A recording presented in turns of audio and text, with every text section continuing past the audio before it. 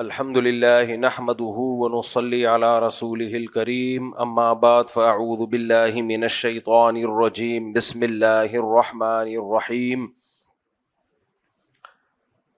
فما للذین کفروا قبلک مہطعین عن الیمین وعن الشمال عزین ایطمع کل امرئ منہم ان يدخل جنة نعیم کلا انا خلقناہم مما یعلمون۔ سورہ معارج کی ان آیات پہ سفر سے پہلے درس چل رہا تھا۔ فما للذین کفروا قبلک مہطعین عن الیمین وعن الشمال عزین۔ نبی کریم صلی اللہ علیہ وسلم نے جب دعوت دی تو چاروں طرف سے مشرکین مکہ آپ پہ ٹوٹ پڑے،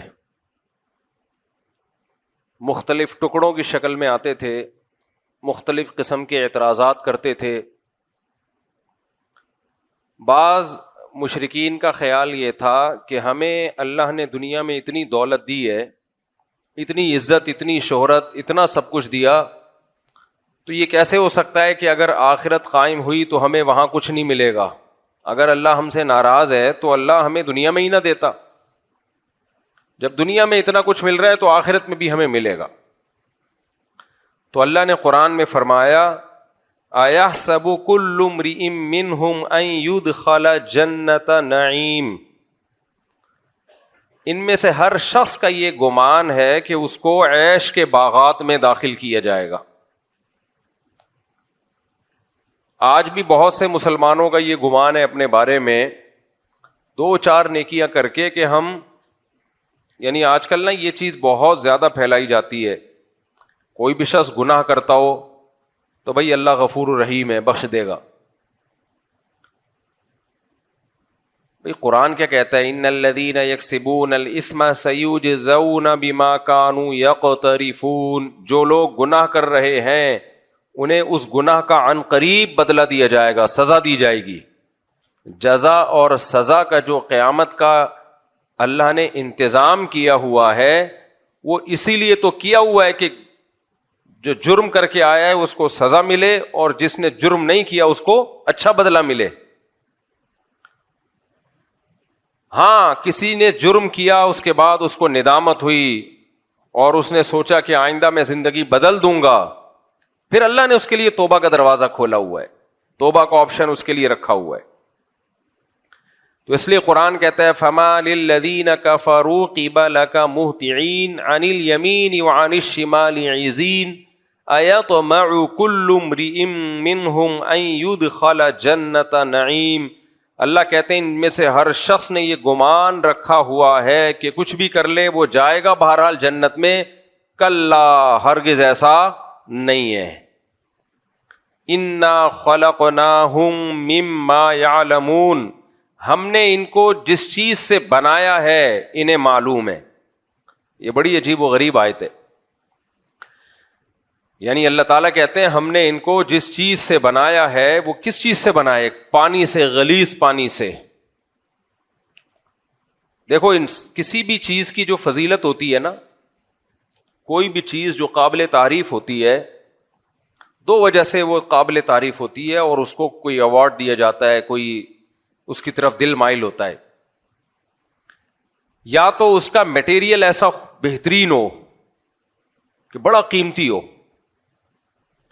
جیسے سونا ہے، سونے سے آپ چھوٹی سی اینٹ بھی بنا دو، کوئی ہار بندے، کوئی چوڑیاں، ایسی نہیں، بس سادہ سی اینٹ بنا دو تو بھی وہ بڑی قیمتی چیز ہے، اس کو بہت سجا کے تمیز سے لاکر میں رکھا جاتا ہے۔ وجہ کیا ہے کہ جو بنی ہوئی چیز ہے وہ تو ایسے ہی ہے، ایک چھوٹا سا پتھر بنا دیا، لیکن جس میٹیریل سے بنی ہے وہ میٹیریل کیا ہے؟ بولو، وہ بہت قیمتی ہے۔ تو اللہ فرماتے ہیں انا خلقناہم مما یعلمون، ہم نے تمہیں جس میٹیریل سے بنایا وہ کوئی قیمتی چیز نہیں ہے، وہ غلیظ پانی ہے۔ مٹی اور مختلف اجزاء کو کشید کے اللہ نے اس کو، جب ماں باپ خوراک کھاتے ہیں تو اس سے وہ اسپم بنتا ہے، وہ اتنا غلیظ پانی ہے کہ لوگوں کو اس سے گھن آتی ہے، ان الم نخلقکم من ماء مہین، قرآن کہتا ہے کیا میں نے تمہیں ایک ذلیل پانی سے پیدا نہیں کیا، انتہائی ذلیل پانی، گھٹیا. جب ہم بنے ہیں تو بھی ایک بہت باریک سی لیئر ہمارے اوپر چڑھا دی گئی ہے جس کی وجہ سے ہم دیکھنے میں تھوڑے اچھے لگتے ہیں. وہ ذرا سی لیئر ہٹ جائے اندر گند ہی گند بھرا ہوا ہے. انسان کے جتنے سوراخ ہے نا سب سے گند نکلتا ہے. آنکھوں سے کیا نکلتا ہے؟ آنسو. کیا وہ کوئی خوشبودار چیز ہے؟ کوئی اپنے آنسو نکال کے آپ پہ مل دے، آپ غصے میں ایک تھپڑ لگاؤ گے، یار کیا کر رہے ہیں میرے ساتھ. ناک سے کیا نکلتی ہے؟ گندی رطوبت. اتنی گھن آتی ہے، وضو خانے میں کبھی یقین نہ آئے تو آئیں بیٹھیں دیکھیں لوگ کیسے سڑپے لگا رہے ہوتے ہیں ناک کے، پورے پورے تھپڑے چپکا کے آتے ہیں. یہ آداب ہیں نمازیوں کے مسجدوں میں الحمدللہ، پورے پورے وہ چپکائے ہوئے ہوتے ہیں انہوں نے. تو کان سے کیا نکلتا ہے؟ میل. تیلیاں ڈال ڈال کے لوگ نکال رہے ہوتے ہیں، کسی کو دکھائیں کتنا غصہ آتا ہے، بھائی اپنا گند ہمیں کیوں دکھا رہا ہے. ایک سوراخ کان ہے، منہ سے تھوک، کسی کے اوپر تھوکو چماٹ لگائے گا وہ.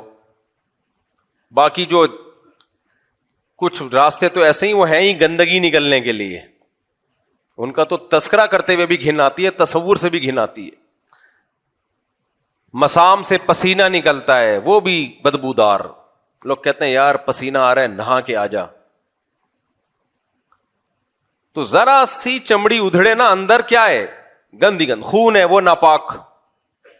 یہی وجہ ہے کہ جیسے ہی ہماری ڈیتھ ہوتی ہے، موت ہوتی ہے، اسی وقت سے باڈی میں تبدیلی آنا، اندر کا گند باہر آنا شروع. اندر کا جو بھی گند ہے نا باہر آنا شروع. تبھی تو میت کو چھپانے کا حکم ہے. میں بار بار یہ جو بات کہتا ہوں نا کہ میت دکھانے کی چیز نہیں ہے. لوگ سمجھتے ہیں میں مذاق کر رہا ہوں. اتنی چہرے کی رونمائی ہونی چاہیے. میت کی بے اکرامی ہے، اس کو چھپاؤ. بس قریبی رشتہ دار دیکھیں، باقی کوئی نہ دیکھے. اس کو چھپاؤ کیونکہ اس کے چہرہ متغیر ہو رہا ہے. لوگ کہتے ہیں نور آ رہا ہے. کیوں نور آ رہا ہے بھائی؟ وہ مر گیا تو اب تو ختم ہوگا، سڑے گا، گلے گا. چاہے نیک ہو، تہجد گزار ہو، بزرگ ہو، سڑے گا. اب وہ بلا وجہ کی تبصرے کرنا، اتنا چہرہ نورانی، اتنا چہرہ نورانی، یہ تکلفات کی دنیا سے نکلو. ہمیں نہیں یاد پڑتا صحابہ کرام میں کسی کی موت ہوتی تھی تو وہ دیکھ کے کہتے تھے کتنا چہرہ نورانی، کتنا چہرہ نورانی. یہ سب یہ فضول باتیں ہیں. عمل اچھا ہے تو چہرہ بے شک ظلمانی ہو، نورانی نہ بھی ہو تو بہت اچھا ہے. اور اگر عمل صحیح نہیں ہے تو جیسی بھی نور کی کرنیں نکل رہی ہوں کسی کام کی کرنیں نہیں ہے وہ. تو اس لیے موت کے بعد انسان کے چہرے پہ رونق ختم ہوتی ہے. دیکھو موت نیند کی بہن ہے. آپ سوتے ہو تو آپ چاہتے ہو کہ لوگ مجھے دیکھیں، تبھی بہت سے لوگ سوتے ہوئے منہ پہ کپڑا ڈال دیتے ہیں تاکہ ہمارا منہ نظر نہ آئے. کہیں کوئی رشتہ دیکھنے کے لیے جائے، لڑکی سو رہی ہو تو لڑکی کے ماں باپ آپ کو دکھائیں گے اپنی بیٹی ہے بھائی؟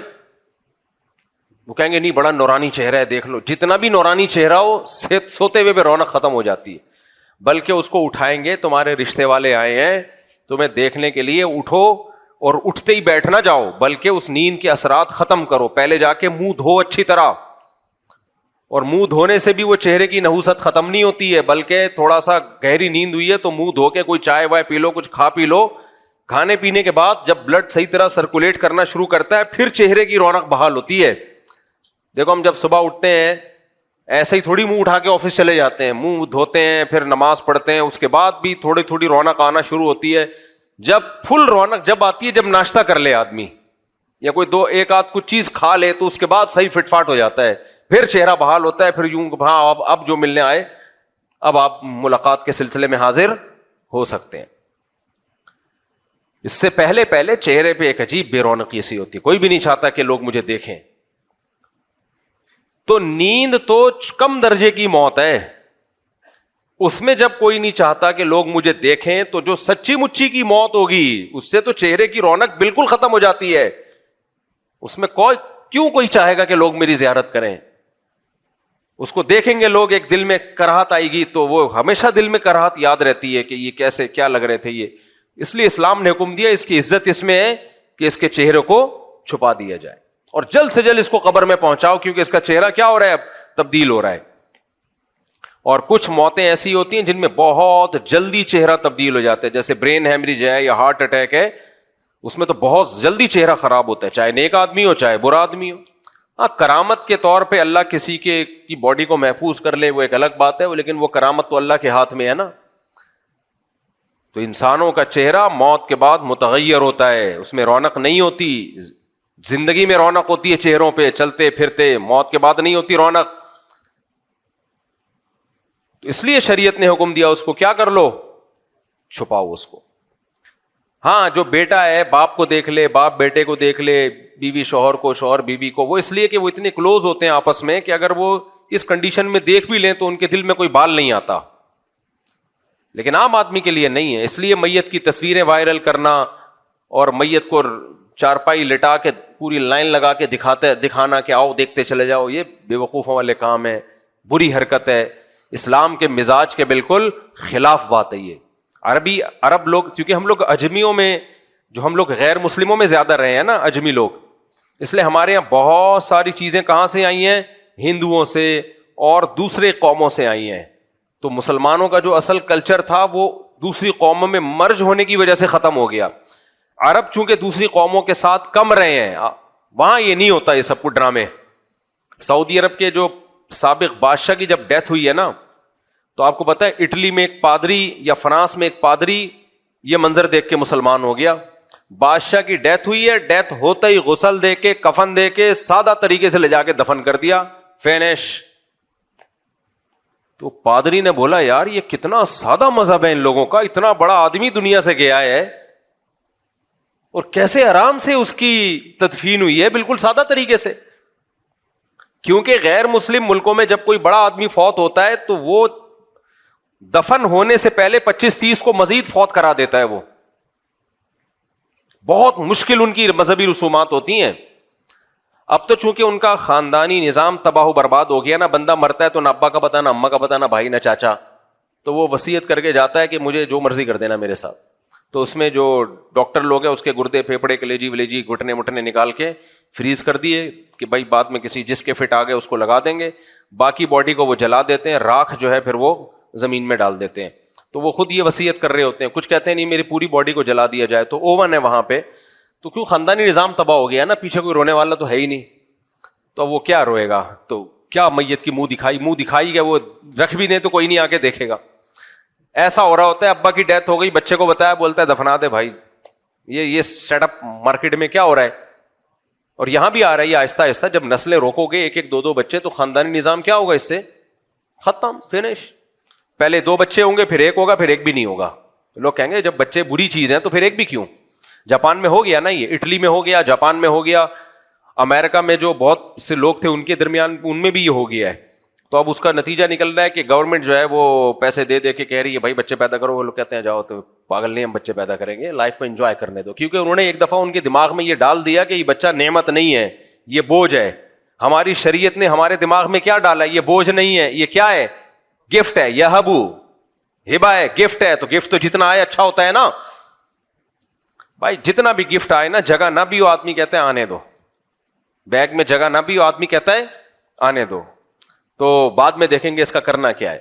خیر، تو ان ملکوں میں تو اب یہ سیٹ اپ شروع ہو گیا ہے. جاپان میں بھی قبرستان ہے، اتنی سی قبر ہوگی، پورا خاندان 8-10 نسلوں کا اس میں سما جائے گا. وہ پردادی کی راکھ ہے، یہ نانی کی راکھ ہے، ایک بوتل میں آتی ہے، ڈھکن میں آ جائے گی. اب اور جب مزید سائنس ترقی کرے گی نا، تو ابھی پوری انسان کی راکھ ایک بوتل میں آ رہی ہے. سائنس جب جاپان میں مزید سائنس ترقی کرے گی تو پوری راکھ ایک ڈھکن میں آ جائے گی. اس کے بعد ایک USB ہوگی، میرا خیال ہے سافٹ ویئر ہوگا لاش کا. راکھ کی بھی ضرورت نہیں ہے، وہ ڈیجیٹل فارم میں آ جائے گی. نمبر ہوں گے، آپ کے دادا کا نمبر ہے 0132، یہ آپ کے دادا ہیں. کہاں ہیں یہ؟ بس ڈیجیٹل فارم میں ہے. یہ دعائے مغفرت کرنی ہے، یا اللہ 0132 کی مغفرت فرما. ٹھیک، یہ ڈیجیٹل فارم. ہمارے اب تک پورا مردہ ہوتا ہے، جمشید غفار جو بھی اللہ سب کی زندگی دے، لیکن جو مر چکے ہیں ان جمشید کی بات کر رہا ہوں، پورا باقاعدہ پراپر A to Z سر سے لے کے پاؤں تک پورا باقاعدہ مردہ ہوتا ہے سارے پرزوں کے ساتھ. اسی لیے تو بہت سے لوگ جنازے کو چارپائی کو کندھا نہیں دیتے، کیونکہ اتنے صحت مند ہوتے ہیں بعض لوگ، کندھا دینے میں اگلے کو ڈر ہوتا ہے کہ اگلا جنازہ میرا نہ ہو. ایک بھاری بھرکم آدمی کا انتقال ہو گیا نا، تو اس لوگوں نے کہا، اس کے بچوں نے کہا بھائی کندھا دو، لوگوں نے کہا ہم نے تھوڑی مارا ہے بھائی، تو اس لیے کہ وہ اٹھانا میں بڑی ٹینشن ہو رہی تھی. تو کہاں سے کہاں بات چلی جاتی ہے دیکھو یار. ہاں نہیں آ رہا ہوں، اس طرف آ رہا ہوں، بہت پیچھے چلے گئے آپ تھوڑا سا.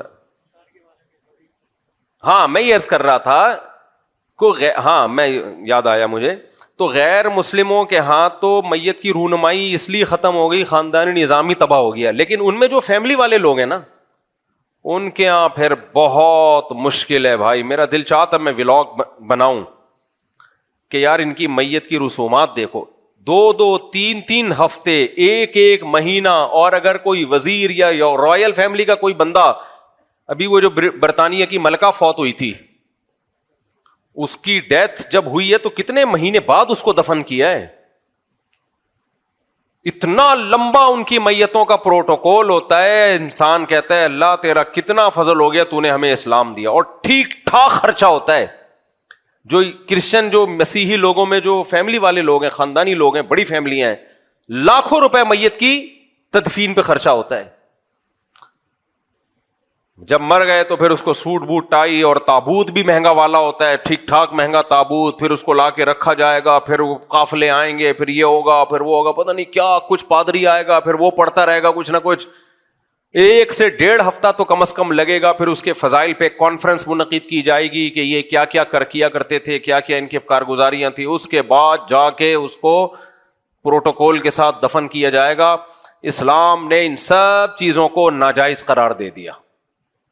کیا قرار دے دیا؟ ناجائز. اور ہمیں حکم دیا کہ جب کسی کی ڈیتھ ہو فوراً اس کو دفنا دو. اور دفنانے کے لیے کوئی سوٹ بوٹ کی ضرورت نہیں ہے، کوئی 3 پیس سوٹ، شلوار قمیض، نہ یہ زندوں کے لیے ہیں.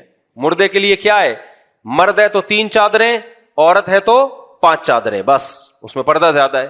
5 چادروں میں اس کے لیے سفید ہونا بھی ضروری نہیں، بہتر ہے سفید ہو، کسی بھی کلر کی مل جائے، چادر ہو، سلا ہوا کپڑا نہیں ہوگا. آسان رکھا نا اس کو. اور فوراً دفناؤ، فوراً سے پہلے. ہاں یقین ہو کہ مر گیا ہے، ایسا نہ ہو ابھی پتہ ہی نہ ہو، سو رہا ہو اور آپ نے اٹھا کے دفنا دیا، بعد میں وہ نکل کے آیا، آپ کہہ رہے میں سمجھا تو مر گیا ہے.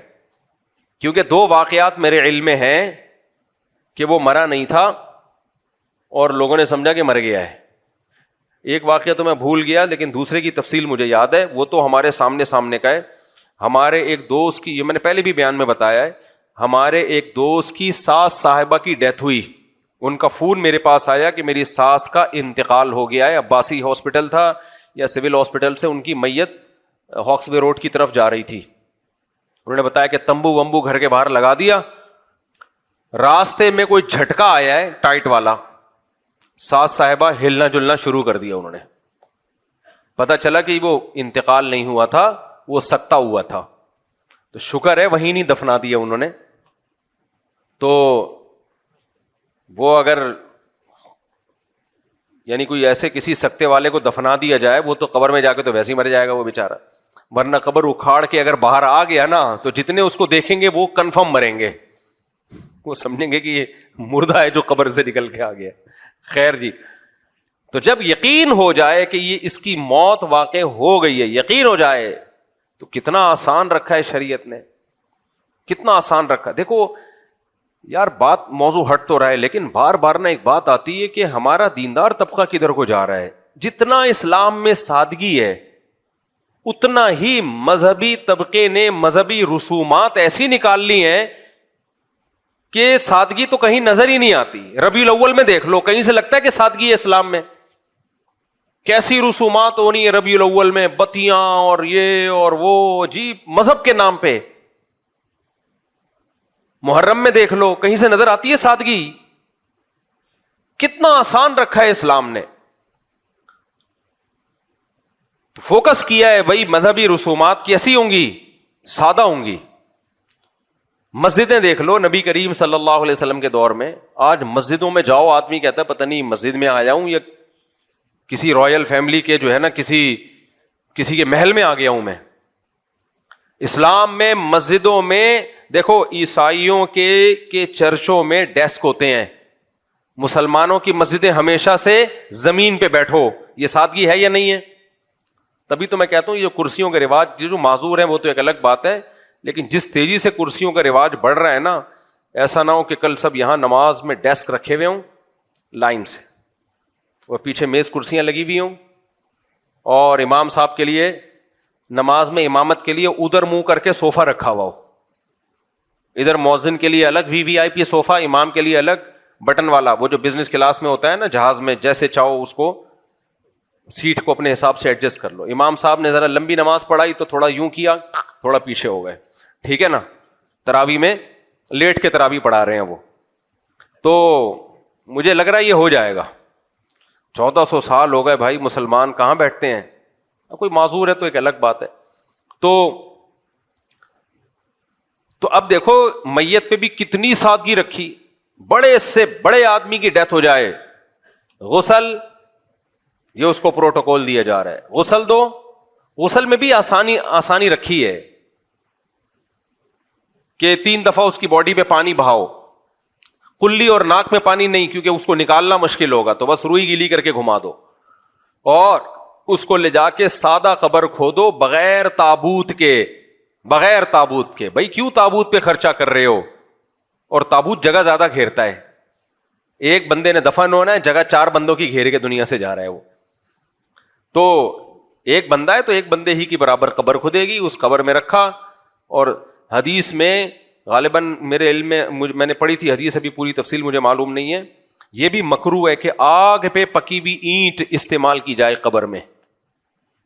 آگ پہ پکی کچی اینٹ ناپسندیدہ ہے, مجبوری کے حکام الگ ہیں, لیکن اندر سے بھی قبر کو پکا کرنے کی اجازت نہیں ہے مجبوری کے بغیر.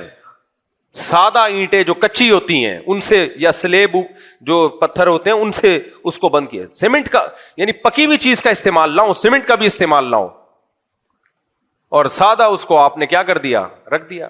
اس کے بعد کیا کرنا ہے؟ کچھ بھی نہیں کرنا, دعا مانگنی ہے اس کے لیے اور نکل جانا ہے, ختم. اب ساری زندگی پڑی ہے, آپ اس کے لیے دعائیں مغفرت کرتے رہو, صدقات خیرات کرتے رہو.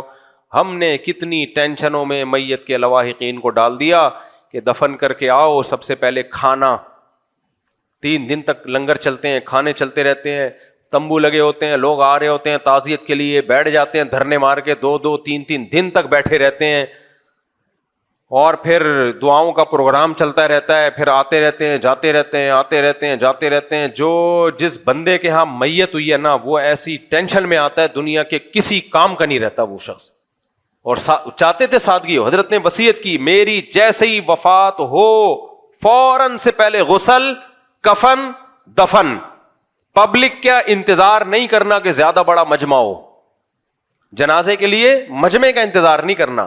دیکھو جتنے زیادہ لوگ جنازہ پڑھیں میت کو فائدہ ہوتا ہے, لیکن یہ جو اسی وقت جتنے جمع ہو جائیں, انتظار کر کر کے نا کہ تاکہ زیادہ سے زیادہ لوگ آئیں, زیادہ سے زیادہ لوگ آئیں, یہ سنت کے خلاف ہے ایسا مجمع.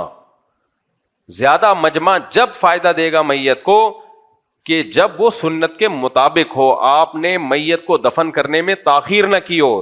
اتنی تاخیر جتنی قبر کھدنے میں تاخیر ہوتی ہے, اتنی تاخیر تو ٹھیک ہے, پھر جتنے لوگ آ جائیں, اس سے زیادہ تاخیر ٹھیک نہیں ہے. لیکن آج ان احکامات کی دھجیاں اڑائی جا رہی ہیں. دیندار گھرانوں میں بھی ایسا ہی ہے, کسی بڑے بزرگ کی ڈیتھ ہو جائے, وہ وفات ہو جائے, تو پھر دیکھو ابے دفناؤ نہ, اتنا لمبا پروگرام چلتا ہے, 2-2 دن, ایک دن. پھر منجلا بیٹا وہاں سے آ رہا ہے, پھر جاپان سے سیٹ نہیں مل رہی ایک بیٹی کو, پھر امریکہ سے سیٹ نہیں مل رہی ایک بیٹی کو. بھائی چھوڑو, دفنا دو, وہ آ جائے گی تعزیت کے لیے. یہ سب دیکھو, میرے والد صاحب کی ڈیتھ ہوئی نا, بہت مشہور آدمی تھے میرے والد صاحب ہمارے علاقے کے, اللہ ان کی مغفرت فرمائے. 12 بجے ان کی رات کو ڈیتھ ہوئی ہے. میں مدرسے میں تھا, مجھے اچانک ہارٹ اٹیک ہوا تھا نا, پہلے پتا چلا طبیعت خراب ہے, ہمیں نہیں پتا تھا اتنی زیادہ طبیعت خراب ہے کہ ڈیتھ ہو جائے گی. 11:30 یا 12 بجے اطلاع کی وفات ہو گئی. رات کو 12 بجے میں فوراً مدرسے سے گھر پہنچا. ایک اتنا بڑا جھٹکا تھا دل پہ جس کا تصور نہیں میں بیان کر سکتا, کیونکہ چلتے پھرتے گپ شپ لگاتے ہوئے گئے دنیا سے. لیکن ہم نے کیا کہا, ہم نے کہا بھائی فوراً قبر کھدوانا شروع کر دو. یہ کہنا بڑا مشکل ہوتا ہے کہ بھئی آپ کے والد آپ سے گپ شپ بھی ہو, دوستی بھی ہو, ہنسی مذاق بھی ہو. ہمارے والد صاحب بہت بے تکلف تھے, ایسے نہیں تھے جیسے ابا لوگ گھر میں آتے ہیں نا ناک پہ مکھی بٹھا کے بیٹھ جاتے ہیں.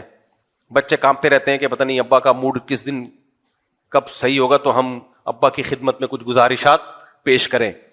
تو ہمارے والد صاحب تھے بڑے خوش مزاج, ہنس موک, نمازی پرہیزگار بھی, تہجد گزار بھی, تلاوت کے پابند بھی. لیکن ایسے لوگ تو ویسے بھی خوش کے ہوتے ہیں نا. اب گھر میں جو ابا نیک ہوتا ہے نا, ٹینشن بھی وہی دے رہا ہوتا ہے سب سے زیادہ. میرے بچے بیٹھے ہوئے کہ نہیں بیٹھے ہوئے؟ کہاں بیٹھے ہوئے؟ اچھا, میرے بچوں کے لیے بھی ضروری ہے یہ باتیں سنیں. جو ابا گھر میں ایک ہی بیٹھا ہوا ہے, باقی سب کھیل رہے ہوتے ہیں. یہ گھر کی مرغی دال برابر. کوئی بچہ بیٹھ کے بیان نہیں سنتا میرے. کہتے گھر کی مرغی کیا ہے, لوگ کوئی لانڈی سے آ رہا ہے, کوئی امریکہ سے آ رہا ہے. گھر کے بچے کہتے ہیں ابا ہے نا, کیا ہے. تو کیا کہہ رہا تھا میں, ہاں تو ادھر والد صاحب کا انتقال. ہاں میں بتا رہا تھا کہ والد صاحب ہمارے بہت نیک, جو ہمارے یعنی کسی کے بارے میں دعویٰ کرنا تو ٹھیک نہیں ہے, نمازی, پرہیزگار, تلاوت, تہجد, دعاؤں کے پابند, لیکن خوش مزاج. آج کل ابا کس ٹائپ کے مارکیٹ میں آ رہے ہیں, اگر نیک ہے تو خوش مزاج نہیں ہوگا.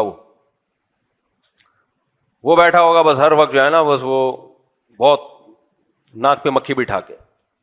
تو ظاہر ہے جب ایسے بے تکلف ہوں تو پھر جانے کا غم زیادہ ہوتا ہے نا.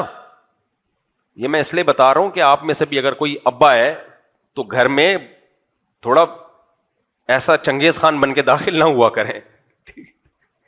چنگیز خان بن کے گھر میں داخل نہ ہوا کریں.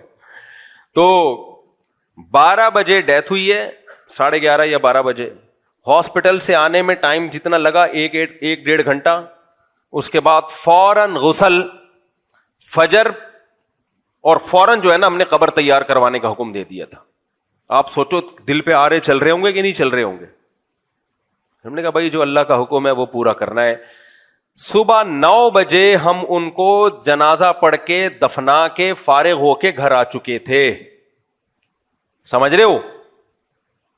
حالانکہ رات عشاء کی نماز انہوں نے مسجد میں پڑھنے کے لیے گئے ہوئے تھے, جس کے دوران ہارٹ اٹیک ہوا ان کو, اور سارا دن گھر میں گزارا. بڑے یعنی عشاء تک گھر میں فٹ فاٹ, اور صبح 9 بجے سے پہلے قبر میں دفن ہو چکے تھے, یا 9 بجے کے قریب. اور اتنی تاخیر بھی کیوں ہوئی؟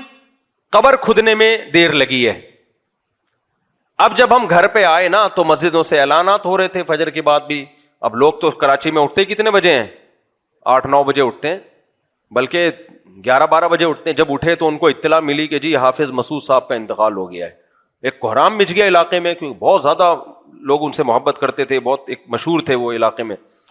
آپ تعزیت کے لیے لوگوں نے ہمارے گھر رخ کیا کہ والد صاحب کا انتقال ہو گیا. قائم نے کہا ہم دفنا دیا.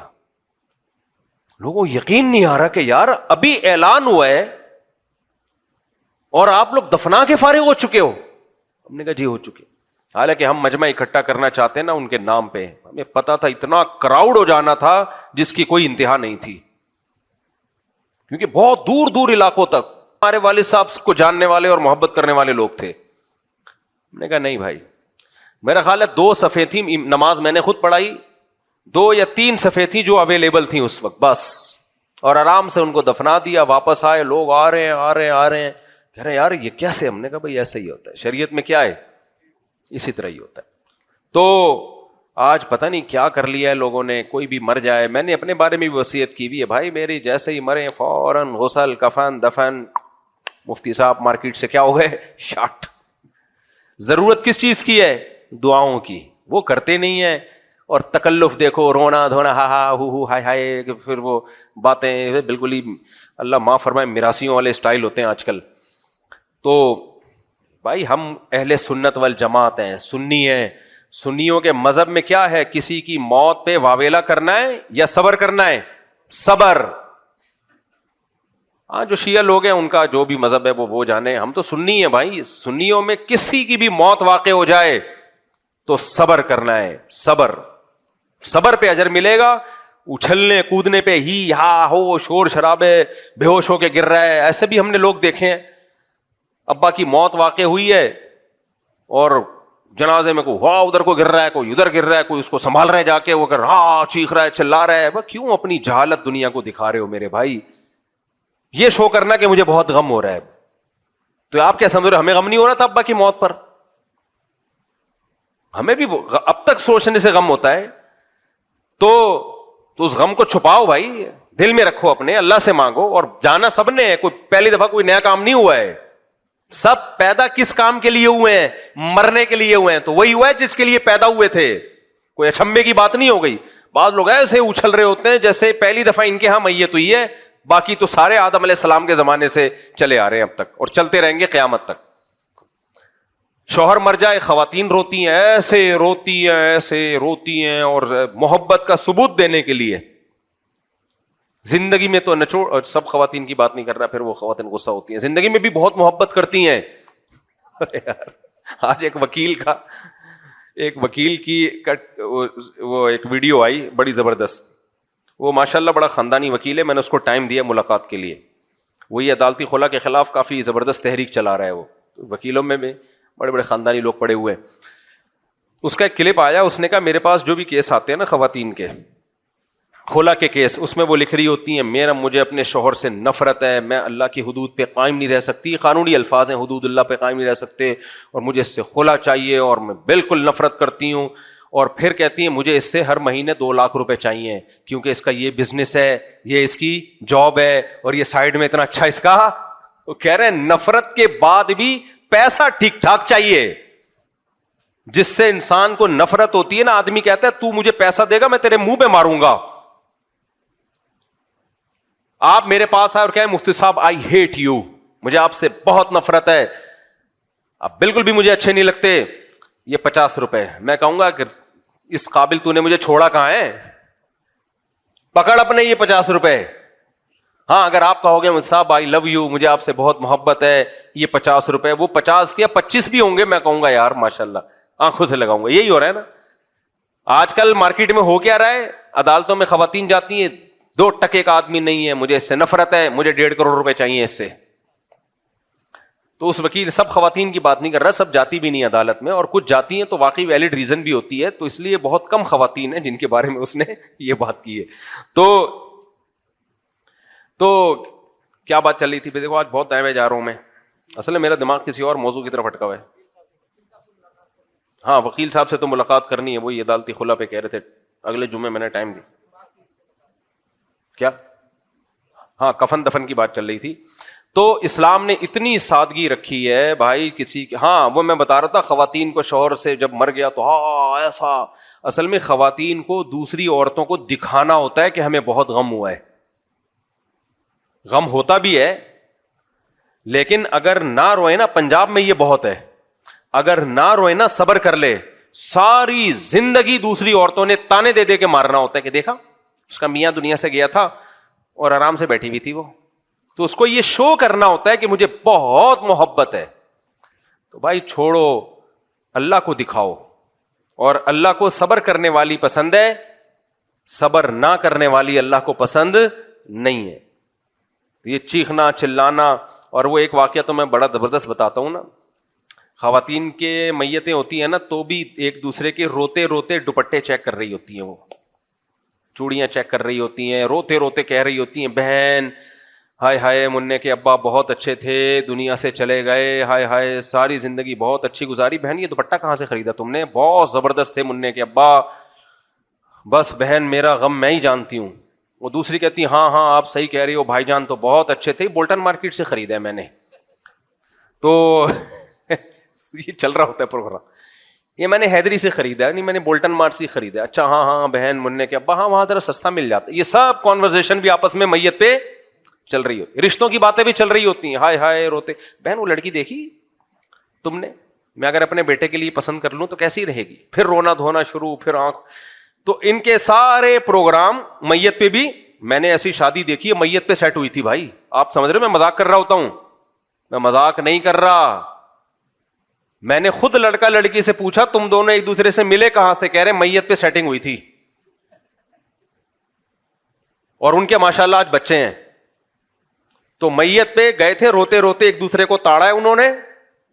ظاہر ہے رشتہ داروں کی میت تھی نا, روتے روتے ایک دوسرے کو تاڑا ہے. لڑکے نے دیکھا وہ رو رہی ہے, روتے ہوئے بھی کچھ اچھی لگ رہی ہے. اس نے بھی دیکھا ایک دو آنسو اس کی آنکھوں سے نکل رہے ہیں, لیکن بندہ لڑکا ہینڈسم لگ رہا ہے. اب یہ تو دنیا میں جنہوں نے جانا تھا وہ تو چلے گئے نا, ہم تو زندہ ہیں نا.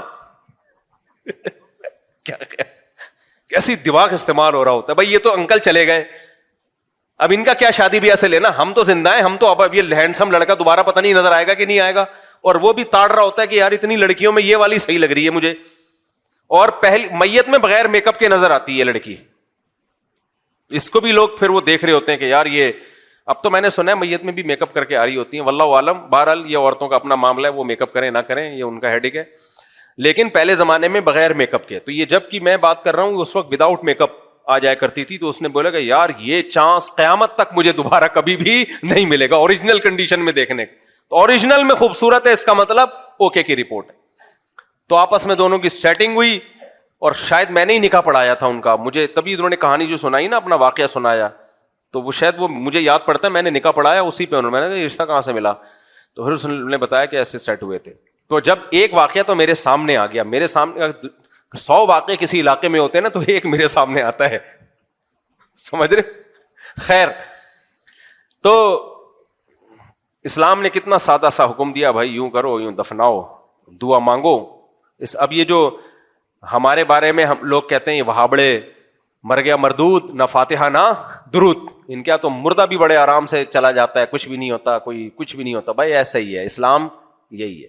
عربی سعودی عرب میں جاؤ, عربوں میں بعض کوالٹیز بہت خاندانی ہیں, بہت ان میں اسلام کی کچھ چیزیں ایسی عربوں میں باقی رہ گئی ہیں جو بڑی خاندانی ہیں. ان میں ایک یہ بھی ہے کہ میت پہ اچھل کود نہیں کرتے, وہ چیخو پکار نہیں کرتے, صبر, ما قدر اللہ, جو مقدر تھا ہو گیا, بس بڑے سے بڑے غم میں. دوسرا, جیسے ہی موت واقع ہوئی غسل, کفن, دفن, فینش. کوئی تیجا نہیں, کوئی 40واں نہیں, کوئی برسی نہیں. بھائی دعا مانگتے رہو, زندگی پڑی ہے. اور وہ مانگتے ہیں دعا, اور ایسے لوگ زیادہ دعائیں مانگتے ہیں جو تیجے 40 میں کرتے ہیں, وہ فارغ ہو جاتے ہیں بریانیاں پھوڑ پھاڑ کے. تو ہم بھی اپنے والدین کے لیے آج تک دعا کرتے ہیں, اور انشاءاللہ موت تک کرتے رہیں گے. سب سے زیادہ دعائیں انسان کرتا ہی اپنے ماں باپ کے لیے بھائی, ان سے بڑا محسن کون ہو سکتا ہے. تو ہم نے تیجا نہیں کیا, ہم نے 40واں نہیں کیا, ہم نے ابا اماں کی برسی نہیں منائی. اسی وجہ سے ساری زندگی ہم ان کے لیے کیا کرتے ہیں, جب دعاؤں کے لیے ہاتھ اٹھاتے ہیں سب سے پہلے اپنے ابا اور اپنی اماں, اپنی ماں اور اپنے باپ کے لیے. اور آپ نے دیگیں لگا لی, فارمیلٹی پوری کر لی, اور دنیا کو پتا چل گیا جی ان کے ہاں ابا گئے ہیں, ہمارے یہاں تو پتہ ہی نہیں چلا بیچارہ. مجھے یاد ہے ایک مہینے بعد بھی لوگ ملتے رہے, کہہ رہے ہیں یار ہمیں یقین نہیں آ رہا کہ ایسے چلے گئے حافظ مسعود صاحب, اتنے بڑے آدمی تھے, اتنے مشہور آدمی تھے, اتنے لوگ ان کو جانتے تھے, یار ایک دم ایسے. میں نے کہا بھائی یہی ہے شریعت میں, کیا ہے ایسے ہی ہے. تو ایک تو میت کی رونمائی کی رسم غلط ہے. دوسرا, رونمائی میں ہوتا کیا ہے, ایک تو میں نے بتایا نا چہرے کی رونق میت کی ختم. دوسرا, اس کی ناکوں میں روئی ٹھوسی ہوئی ہوتی ہے, منہ میں روئی, اسی طرح سے اس کی تصویریں لی جا رہی ہوتی ہیں.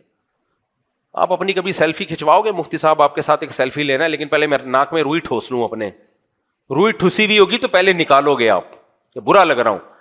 تو میت کا بھی اکرام کا حکم ہے, تو اس کے اکرام کا تقاضا یہ نہیں ہے کہ اس کے ساتھ سیلفیاں لے کے ڈالو یا اس کے ناک میں روئیاں ٹھوس کے اس کی تصویریں لو. اس کے اکرام کا تقاضا کیا ہے, اس کے چہرے کو فوراً چھپا دو اور اس کو اس کے ٹھکانے تک پہنچا دو, جہاں اس کی امانت ہے, جس کی امانت ہے, جس زمین کی امانت ہے, اس تک پہنچاؤ اس کو. صحابہ کرام ایسے ہی کرتے تھے. یہاں کچھ لوگ اشکال کرتے ہیں کہ نبی کریم صلی اللہ علیہ وسلم کا جنازہ اتنے دن کے بعد کیوں دفن ہوا. بھائی نبی کی کو موت کے بعد بھی ایک ایسی زندگی ملتی ہے, برزخی اتنی پاورفل زندگی ہوتی ہے کہ انبیاء کے چہرے ذرا بھی متغیر نہیں ہوتے. انبیاء کا تو سونے سے وضو نہیں ٹوٹتا میرے بھائی. تو انبیاء کی موت کو عام انسانوں کی موت پر قیاس نہیں کیا جا سکتا. تو نبی صلی اللہ علیہ وسلم کی جب آپ کو دفن کیا گیا اتنے دنوں کے بعد, تو بھی بالکل صحیح سالم آپ صلی اللہ علیہ وسلم کا جسد اطہر تھا. تو وہ عام آدمی اور انبیاء میں بڑا فرق ہوتا ہے. تو یہ عام آدمی کا حکم ہے. تو میں وہ اصل ٹاپک کی طرف آتا ہوں. تو میں یہ کہہ رہا تھا کہ دیکھو انسان کی جیسے ہی موت واقع ہوتی ہے فوراً اس کے اندر کا گند باہر آنا شروع. تو انسان کا جو میٹیریل ہے وہ اس قابل نہیں ہے کہ اس کی وجہ سے انسان کی عزت کی جائے. تبھی تو شیطان نے کہا تھا خلقتنی من نار وخلقتہ من طین, جس کو تو نے مٹی سے, اور مٹی بھی بدبودار مٹی, کھنکھناتی مٹی. بچہ جب ابتدائی دنوں میں حمل ضائع ہو جائے نا تو انتہائی بدبودار ہوتا ہے, وہ سخت اسمیل آتی ہے اس سے. جب وہ خون کا لوتھڑا بنتا ہے, گوشت کا لوتھڑا بنتا ہے, انتہائی بدبودار ہوتا ہے. تو مٹی بھی بدبودار مٹی, من حمأ مسنون. تو شیطان نے اعتراض انسان کے میٹیریل پہ کیا, جس میٹیریل سے اس میں جو مال ڈالا گیا ہے وہ تو گارا ہے, وہ تو مٹی ہے, تو مجھے تو نے آگ سے بنایا, میں کیوں اس کو سردہ کروں. تو قرآن کیا کہتا ہے, انا خلقناہم مما یعلمون, تمہیں جس چیز سے بنایا گیا ہے وہ ہمیں معلوم ہے. اللہ نے اس کا نام بھی نہیں لیا اس موقع پہ. تو کیا مطلب, تمہارا میٹیریل اس قابل نہیں ہے کہ تمہاری عزت کی جائے اور تمہیں جنت میں داخل کر دیا جائے کہ تم بڑے مشک اور عنبر کے ٹیلوں سے بنایا گیا تھا, اور آپ کا نام کیا ہے, عبد الاحد نام ہے نا, عبد الاحد بھائی سے وہ خس کی خوشبو لے کر اس میں ملایا گیا, پھر اس سے انسان کو بنا کے اس میں آنکھیں, سونے کی آنکھیں فٹ کی گئیں, اور ناک چاندی کی لگائی گئی, اور کان جو تھے اس میں وہ مشک و عنبر کے بنائے گئے. اور جب انسان جو ہے کان سے میل نکالتا ہے تو چاندی کے ٹکڑے نکلتے ہیں, اور منہ سے جب تھوکتا ہے تو شہد کی نہریں نکلنا شروع ہو جاتی ہیں. ایسا کچھ بھی نہیں ہے. تو جو ہمارا میٹیریل کسی کام کا نہیں ہے, تو فضیلت کے لیے اور جنت کے لیے عمل کے علاوہ اب ہمارے پاس کوئی آپشن نہیں. یہ بالکل ایسے ہی ہے جیسے ہم کہتے ہیں نا, بھائی تیری شکل تو اچھی ہے نہیں, کم از کم بات تو اچھی کر لیا کر. کراچی میں یہ بہت کہا جاتا ہے, یار انسان کی شکل اچھی نہ ہو تو کم از کم بات تو اچھی کر لے. شکل کی وجہ سے تو تجھ سے محبت ہو نہیں رہی ہے, بات اچھی کر لیتا تو ہم تجھ سے محبت کر لیتے. نہ شکل اچھی نہ بات اچھی. تو اللہ تعالیٰ بھی یہی انداز ہے کہ تم جس چیز سے بنائے گئے وہ اچھا نہیں ہے. ہمیں تم سے محبت تمہارے میٹیریل کی وجہ سے نہیں ہے. تمہاری باڈی سے اچھے اعمال نکلیں گے تو اچھے بن جاؤ گے, اچھے اعمال نہیں نکلیں گے تو شیطان سے بدتر ہو جاؤ گے تم. تو اس لیے دنیا میں بھی عیش کر رہے ہو اور آخرت میں بھی یہ امیدیں لگا کے بیٹھو کہ ہم سب جنت میں چلے جائیں گے. تو کیا ہے, کیا تمہاری باڈی میں کیا قمقمے لگے ہوئے ہیں بھائی؟ کیا ہم کہتے ہیں نا کہ تیرے سرخاب کے پر لگے ہوئے ہیں جو میں تجھے اتنا پروٹوکول دوں, بیٹھ جا آرام سے کنارے پہ جا کے. باراتوں میں ایسا ہوتا ہے نا کہ کھانا مجھے نہیں ملا, تو کیا کہتے ہیں, تیرے سرخاب کے پر لگے ہوئے, آرام سے بیٹھ جائے, جب سب کو ملے گا تجھے بھی مل جائے گا. تو اللہ تعالیٰ بھی کہہ رہے ہیں کہ انا خلقناہم مما یعلمون, ہم نے جس چیز سے تمہیں بنایا ہمیں پتا ہے. یہ تو اوپر ایک تھوڑی سی لیئر چڑھا دی ہے جس سے تم خوبصورت نظر آتے ہو, ورنہ تو سب بہت سے وہ لیئر کے بعد بھی خوبصورت نظر نہیں آتے, اور وہ بھی کہہ رہے ہوتے ہیں ہم کہاں جائیں گے, جنت میں.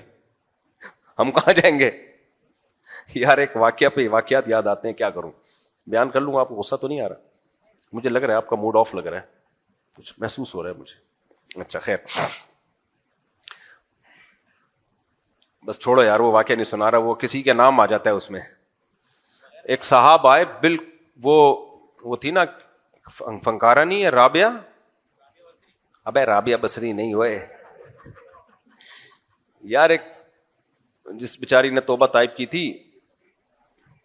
رابعہ پیر زیادہ ہے یا کچھ, ابے نہیں, ایک ایکٹر ہے, ایکٹریس ہے, بہرحال ایک ایکٹریس ہے, غالباً رابعہ ایک نام کا ایک حصہ مجھے یاد ہے, اگلا حصہ مجھے یاد نہیں. تو کوئی خوبصورت اداکارہ ہے. تو ایک دن کیا ہوا, میری ملاقات ہوئی تھی نا لاہور میں, اس نے مجھے شکریہ ادا کرنے کے لیے بلایا تھا کہ آپ نے میرے فیور میں بیان دیا تو اللہ نے مجھے توبہ کی توفیق دی. تو اب وہ تصویر بھی وائرل ہو گئی, میرے ساتھ کچھ لوگ بھی تھے, تو ملاقات کی اس نے, تو وہ تصویر وائرل ہوئی. انہی دنوں میں ایک شخص آیا, کسی کا مذاق نہیں اڑا رہا میں, آپ کو کیا پتا کس کی بات ہو رہی ہے, اس لیے کوئی غیبت نہیں ہے. یہ غیبت جب ہوتی ہے جب پتا تو ہو نا کس کی بات ہو رہی. ماشاءاللہ اچھا آدمی تھا, لیکن کنفرم اندھیرے میں نظر نہیں آتا وہ. اگر اندھیرے میں اس کو کھڑا کر دیتے تو وہ بندہ نظر نہیں آتا.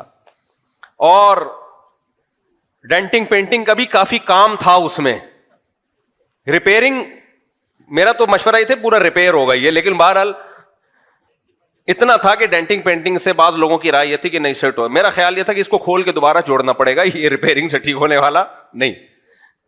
اب میرا اسٹائل ہے یار اس طرح بات کرنے کا, کیا کروں میں تو آپ کو کہانی بتا رہا ہوں نا, جب تک میں یہ نہیں تڑکا جاؤں گا آپ کو سمجھ میں نہیں آئے گا. اب وہ ایڈمن کو ہمارے عثمان کو تنگ کر رہا ہے بار بار, مفتی صاحب سے ملنا ہے, بہت ضروری کام ہے, بہت ضروری کام ہے, ایک دفعہ دو دفعہ. میں نے کہا میرے یہ کہ اسکیجول ہوتا ہے تو میں لوگوں کو کہتا ہوں کہ اگلی دفعہ میں کچھ جیسے ٹائم دیتا ہوں نا ملاقات کا, تو اب اتنے لوگ ہیں تو اب اگلی دفعہ میں, ایسے میں اس کو ٹالتا پھر میں نے کہا اب اس کو ٹائم دے دو یار. تو کام کیا کہہ رہے بہت ضروری کام ہے, بہت ضروری کام ہے, مفتی صاحب سے کہیں بہت ضروری کام ہے. تو میں نے عثمان سے کہا کہ یار آپ اس سے کام کی نوعیت تو پوچھو تو میں اس کو پھر ٹائم دیتا ہوں. تو عثمان نے نوعیت پوچھی, مجھے بتایا کہ وہ کہہ رہے کہ میں نے مفتی صاحب سے کہیں کہ میری اس سے شادی کرا دیں, وہ جو کیا نام تھا رابعہ کر کے کچھ, رابعہ پیرزادہ ہے یا پتہ نہیں, لاہور میں ہوتی ہیں. تو یہ آپ سے ایک ریکویسٹ لے کے آیا ہوں اور اتنے دنوں سے میں اسی سلسلے میں آپ سے ملاقات چاہ رہا تھا, میری بڑی خواہش ہے. تو اس کو کیا کہتا ہے, میں نے کہا تو مجھے بھی پٹوائے گا, کہہ رہے نہیں پیغام بھیج دینا ٹرائی کر کے دیکھنے میں. میں نے کہا اللہ کے بندے, میں نے کہا اب اس کو دوبارہ کھول کے جوڑو عثمان بھائی, اب یہ ریپیئرنگ سے, یہ سافٹ ویئر کا مسئلہ ہے, یہ صرف اوپر کا مٹیریل کا مسئلہ نہیں ہے, انٹیریئر میں بھی کیا ہے. میں نے کہا اس کو بولو خدا کے بندے وہ تجھ سے کیوں شادی کرے گی اللہ کے بندے. تو خیر مجھے نہیں پتا پھر بیچارہ کہاں چلا گیا. ہماری دعا ہے اللہ تعالیٰ اس کی وہاں شادی کرا دے جو اس کے لیے بہتر ہو. لیکن بہرحال پھر میں نے کہا کہ یار یہ ریپیئرنگ کا کیس نہیں ہے, یہ باقاعدہ کھول کے دوبارہ اس کو جوڑنا پڑے گا اور سافٹ ویئر بھی اس میں دوسرے ڈالنے پڑیں گے, اپ ڈیٹ ہونے سے بھی کام چلے گا. لیکن بہرحال کانفیڈنس کو سلام ہے, کانفیڈنس تو ایک کوالٹی تو ہے نا, کانفیڈنس تو تھا اس کا. خیر اصل میں جب عشق سوار ہو جاتا ہے نا تو پھر انسان پاگل ہو جاتا ہے. اس کو عشق ہو گیا تھا, اصل بات یہ ہے. اور یہ عشق معاشقوں میں یہ نارمل ہے. تو جب عشق ہو جائے نا کسی کا تو اس لیے تو شریعت نے عورت کو پردہ کرنے کا حکم دیا ہے. بھائی کو ٹی وی میں بھی دیکھ دیکھ کے بھی عاشق ہو جاتے ہیں. وہ عاشق ہو گیا, اس کی نیندیں اڑ گئی بیچارے کی, تو اس کو یہ امید ہو گئی کہ شاید ہو جائے. جب عاشق ہوتا ہے نا اس کو امیدیں ہو جاتی ہیں. تو میں نے کہا تو عاشق ہو گیا, مجھے کیوں پٹوا رہا ہے بھائی تو. اس کو پیغام بھیجوں گا, میرے پاس نمبر بھی تھا ان کا. میں نے کہا پیغام بھیجوں گا, بولیں گے وہ پہلے تو وہ کہے گی مفتی صاحب ڈرامہ کر رہے ہیں میرے ساتھ, مذاق کر رہے ہیں میرے ساتھ. خیر تو میں یس کر رہا تھا بھائی ہم سب چاہے کوئی خوبصورت ہو چاہے بدصورت ہو, یہ تو اللہ نے باریک سی لیئر لگا دی ہے. قرآن کیا کہتا ہے, وجوہ یومئذ مسفرہ, بہت سے سیاہ چہرے قیامت کے دن کیا ہوں گے, سفید. بہت سے بدصورت قیامت کے دن کیا ہوں گے, خوبصورت. کیونکہ قیامت کے دن جو چہرے پہ رونق آئے گی نا وہ سچی مچی کی رونق ہوگی, وہ اعمال کی ہوگی. بہت سے بدصورت لوگ اللہ کی نظر میں بہت خوبصورت ہوتے ہیں, بہت سے خوبصورت لوگ اللہ کی نظر میں بہت بدصورت ہوتے ہیں. تو اس لیے قرآن نے کہا کہ ہم نے تمہیں جس میٹیریل سے بنایا ہے وہ ہمیں معلوم ہے, یہ اس قابل نہیں ہے. تبھی شیطان نے اعتراض کیا تھا کہ میں کیوں اس کو سجدہ کروں. تو وجہ اس کی یہی تھی, بھائی یہ اعمال, یہ کیا کرے گا, ایسے اعمال کرے گا کہ دنیا رش کرے گی اس کے اوپر. یہ برائیوں سے بچے گا, یہ نماز قائم کرے گا, یہ بوڑھے ماں باپ کی خدمت کرے گا, یہ زنا سے بچے گا, بدنظری سے بچے گا, رشوت سے بچے گا, چوری سے بچے گا. حالانکہ یہ تمام خواہشات اس کے اندر کوٹ کوٹ کے بھری ہوئی ہوں گی, لیکن یہ کیریکٹر میں ایک نمبر ہوگا. ایک نمبر کردار کا آدمی جتنا مرضی بدصورت ہو لیکن کیریکٹر اللہ کی نظر میں اس کو اونچا کر دے گا. اور دونوں کتنے خوبصورت ہیں دنیا میں ہم نے دیکھے ہیں, بد کردار ہوتے ہیں بس, اور جھوٹ بولتے ہیں اور دھوکہ دیتے ہیں لوگوں کو, نماز چھوڑتے ہیں, قضا کرتے ہیں نماز, کوئی اہمیت نہیں ان کے, بلکہ نمازوں کا مذاق اڑاتے ہیں. تو کتنا مرضی ہینڈسم ہو, خوبصورت ہو, اللہ نے کیا کرنا ہے؟ تو اللہ کہتے ہیں ہم نے تمہیں جس میٹیریل سے بنایا نا وہ ہمیں معلوم ہے, تو اچھا عمل کر کے اچھے بن سکتے ہو اور جنت کے حقدار بن سکتے ہو. تو مشرکین مکہ جو اپنی صحت پہ, خوبصورتی پہ, مال و دولت پہ ناز کر رہے ہیں, اللہ نے کہا یہ ناز بنتا نہیں ہے تمہارا. عمل لے کر آؤ گے تو آخرت ملے گی, عمل نہیں لے کر آؤ گے تو آخرت میں کوئی حصہ نہیں ہے تمہارا. تو میرے بھائی یہ مشرکین کے بارے میں نازل ہوئی, لیکن آج ہم بھی اسی خوش فہمی میں مبتلا ہیں. دنیا میں اللہ کو وہی یاد کرتا ہے جو کسی پریشانی میں آ جائے, پھر وہ سمجھتا ہے کہ یار آخرت میں بھی کچھ پریشانی ہو سکتی ہے. لیکن دنیا میں جس کو خوشیاں مل رہی ہیں, ساری حاجتیں پوری ہو رہی ہیں, سب کچھ, ساری ضرورتیں پوری ہو رہی ہیں, سب سے زیادہ اللہ سے غافل بھی وہی ہوتا ہے. تو اس لیے یہ غفلت کے پردے انہی لوگوں پر آتے ہیں جو دنیا میں خوشحال ہیں. وہ سمجھتے ہیں ہم یہاں خوشحال ہیں تو وہاں بھی کیا ہوں گے, خوشحال ہوں گے. تو اللہ نے فرمایا کلا, نا نا نا, یہاں کی خوشحالی تو آزمائش ہے, اصل تو آخرت ہے جو ہمیشہ والی زندگی ہے. یہاں اچھا کرو گے تو وہاں اچھا ملے گا, یہاں برا کرو گے تو وہاں انجام برا ہوگا تمہارا. آگے اللہ تعالیٰ انہی آیتوں میں فرماتے ہیں انا خلقناہم مما یعلمون فلا اقسم برب المشارق والمغارب انا لقادرون علی ان نخلق مثلہم. کیا آیت ہے؟ فلا اقسم برب المشارق والمغارب انا لقادرون علی ان نخلق مثلہم علی ان نبدل امثالہم علی ان نبدل غیرہم. آگے پوری آیت پڑھ لیتا نا, تو ترسا کیوں رہا ہے؟ علی ان نبدل خیرا منہم وما نحن بمسبوقین. ہاں, فلا اقسم برب المشارق والمغارب انا لقادرون علی ان نبدل خیرا منہم وما نحن بمسبوقین. آگے اللہ کہتے ہیں کہ میں قسم اٹھاتا ہوں مشرقوں کے رب کی اور مغربوں کے رب کی. قرآن میں مشرق مغرب کا لفظ 3 طرح سے استعمال ہوا ہے. ایک رب المشرقی والمغرب, اللہ مشرق کا بھی رب ہے اور مغرب کا بھی. تو ایک مشرق اور ایک مغرب, یعنی ایک ایسٹ اور ایک ویسٹ. سورہ رحمان میں آتا ہے رب المشرقین و رب المغربین, 2 مشرق اور 2 مغرب. اور ایک جگہ آتا ہے رب المشارق, بہت سارے مشرق. یہاں ایک سوال پیدا ہوتا ہے, کبھی قرآن کہتا ہے ایک مشرق ہے, کبھی قرآن کہتا ہے 2 ایسٹ ہیں, کبھی قرآن کہتا ہے بہت سارے ایسٹ اور بہت سارے ویسٹ. جب ایسٹ بہت سارے تو ویسٹ تو خود بخود بہت سارے ہوں گے. تو اس کا جواب یہ ہے, یہ جو قرآن نے کہا نا ایسٹ اور ویسٹ, تو یہ 2 سمتیں ہیں.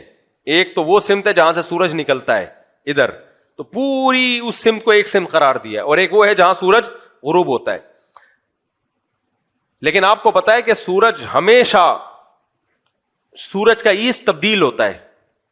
مثال کے طور پر گرمیوں میں ایک طرف سے نکلتا ہے, اگلے دن تھوڑا سا کھسکتا ہے, وہ اس سے اگلے دن تھوڑا سا ادھر.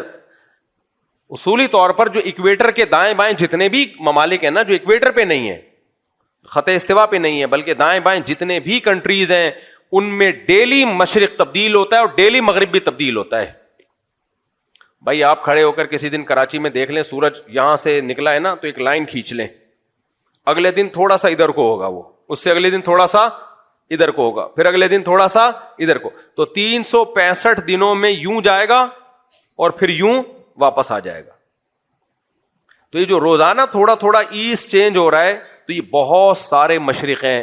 تو اس لیے اللہ نے ان کو کیا کہا, رب المشارق. اور مشرقین کیوں کہا؟ جب یہاں سے نکلا اور 6 مہینے بعد جو اینڈنگ پوائنٹ ہوگا اس مشرق کا, تو وہ الگ مشرق کہا اور اس کو الگ مشرق کہا. تو یہ دو الگ الگ مشرق ہیں.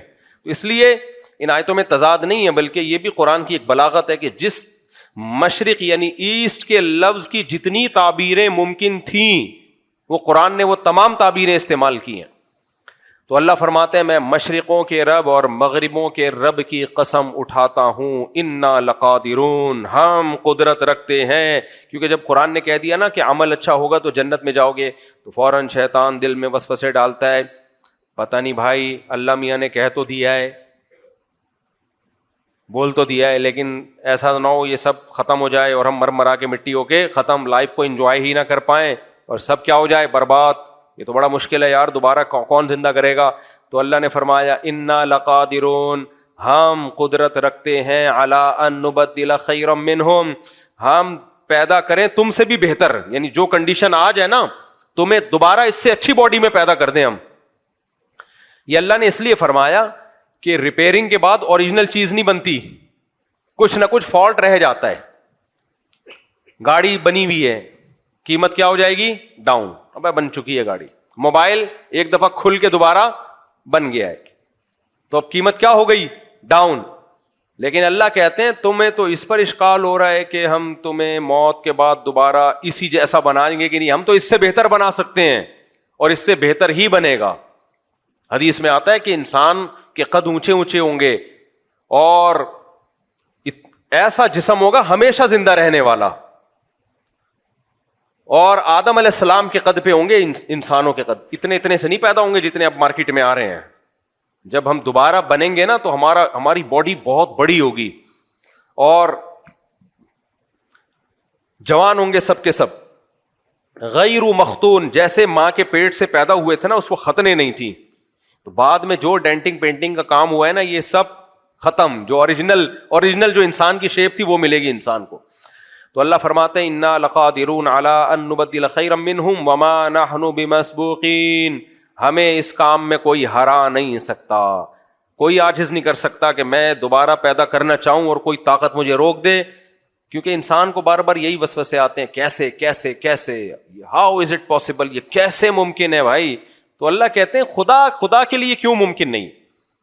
الا ان نبدل خیرا منہم وما نحن بمسبوقین فذرهم يخوضوا ويلعبوا حتى يلاقوا يومهم الذي يوعدون.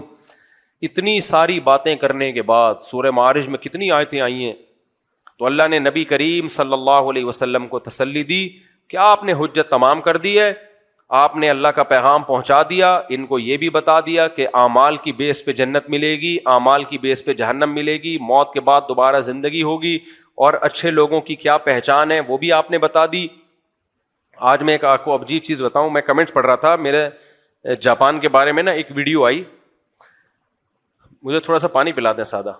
جاپان کے بارے میں میرا ایک ویڈیو بیان آیا کہ کچھ مسلمان وہاں روڈوں پہ جلوس نکال رہے ہیں اور روڈوں پہ مذہبی ایکٹیویٹیز کر رہے ہیں, جس کی وجہ سے جیپنیز پابندیاں لگا رہے ہیں مذہبی اسکالرس پہ, حتیٰ کہ تبلیغ جماعتوں پہ بھی پابندیاں لگا رہے ہیں. ہمارے دوست ہیں جاپان میں, انہوں نے بتایا کہ بھائی کچھ لوگوں کی وجہ سے تبلیغ کا راستہ بالکل ہی بند ہو رہا ہے. تو میں نے اس پہ بیان کیا, میں نے کہا بھائی جو بھی مسلمان جاپان میں جاتے ہیں اپنی کوئی مذہبی رسومات کرنی ہے انہوں نے تو انڈور کریں نا, روڈ پہ کیوں کر رہے ہو؟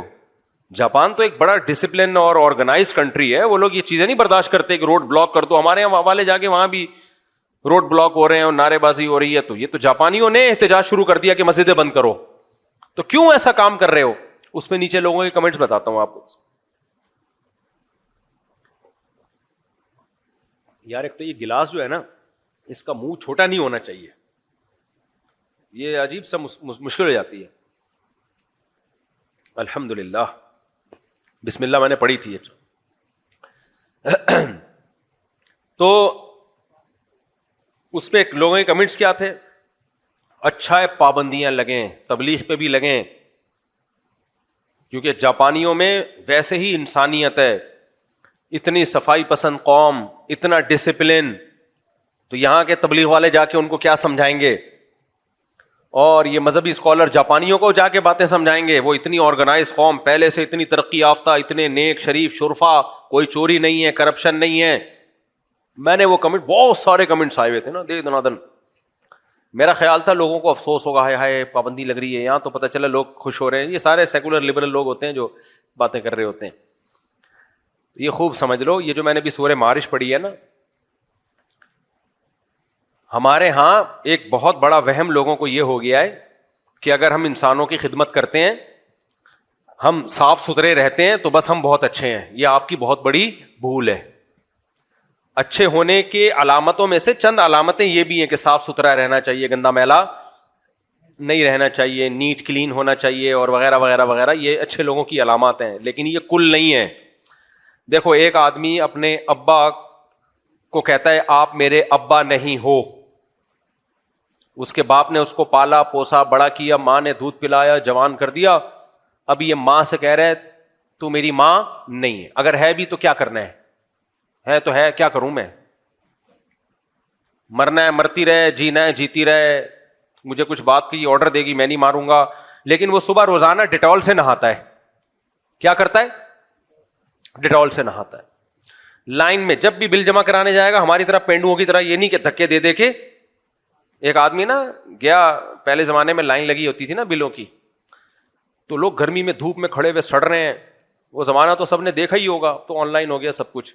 بل جمع کرا کے جو آتا تھا نا, لوگ اس کو ہار پھول پہناتے تھے ماشاءاللہ, بجلی کا بل ٹائم پہ جمع کرا کے. میں نے بھی جمع کرائے ہیں بھائی, ہماری پھپھو تھی اللہ مغفرت فرمائے, مجھے بل پکڑا دیتی تھی, بیٹا جاؤ جمع کرا کے آ جاؤ. مجھ پہ ایسے پہاڑ ہوتا تھا نا, گھنٹوں گھنٹوں لائن میں کھڑے ہوئے ہیں بھائی, پھر وہ آ رہا ہے, اتنے گھنٹوں لگتے تھے. تو وہ لائن میں لوگ کھڑے ہوئے تھے, ایک آدمی 3 پیس سوٹ میں آیا, جیسے ہی آگے جانے لگتا لوگ چماٹے مار کے اس کو, کوئی اس کی بات سن ہی نہیں رہا, دھکا دے کے پیچھے بھیج دیتے. وہ پھر آگے آتا, کچھ بولنے ہی لگتا. وہ لوگ تپے ہوئے تھے, ابے ہم پاگل ہیں, ہم گھنٹے سے لائن میں کھڑے ہوئے, پیچھے جا. کئی جواب چماٹے لگے نا, پھر اس کی لوگوں نے سنی, کہہ رہا بھائی میں مینیجر ہوں یار, مجھے بینک کھولوں گا تو بل جمع ہوگا نا. لوگ اتنا تپے ہوئے تھے, اس کو جانے ہی نہیں دے رہے, ابے پیچھے ہٹ. اس کو پہلے یہ ہوتا تھا. تو یہ کس سلسلے میں یہ میں نے واقعہ سنا ہے, آج میرا دماغ بالکل غیر حاضر ہو رہا ہے. ہاں, تو جاپان کی قوم جو ہے نا, وہ کیا ہے, آرگنائز قوم, بالکل ابا کو نہیں مان رہی, نہ اما کی بات نہ ابا کی بات. ایک آدمی ہے جو نہ ابا کی مانتا ہے نہ اما کی مانتا ہے, لیکن صبح نہا دھو کے جاتا ہے, بل جمع کرانے میں لائن میں لگا ہوگا, ٹریفک کے قوانین کو فالو کر رہا ہے, گھر میں آ رہا ہے, ابا کہہ رہے ہیں بیٹا کچھ میری بھی خدمت کر لو, میں نے تمہیں پال پوس کے بڑا کیا ہے, کچھ تھوڑا سا میرے پاؤں دبا دو, کچھ سر میں مالش کر دو. نو, انڈیویجولزم, میں آزاد, میرا جسم میری مرضی, میں صرف حکومت کے قانون کو فالو کروں گا, باقی نہیں. ابا کیا, اما کیا, بہن کیا, بھائی کیا, نہ.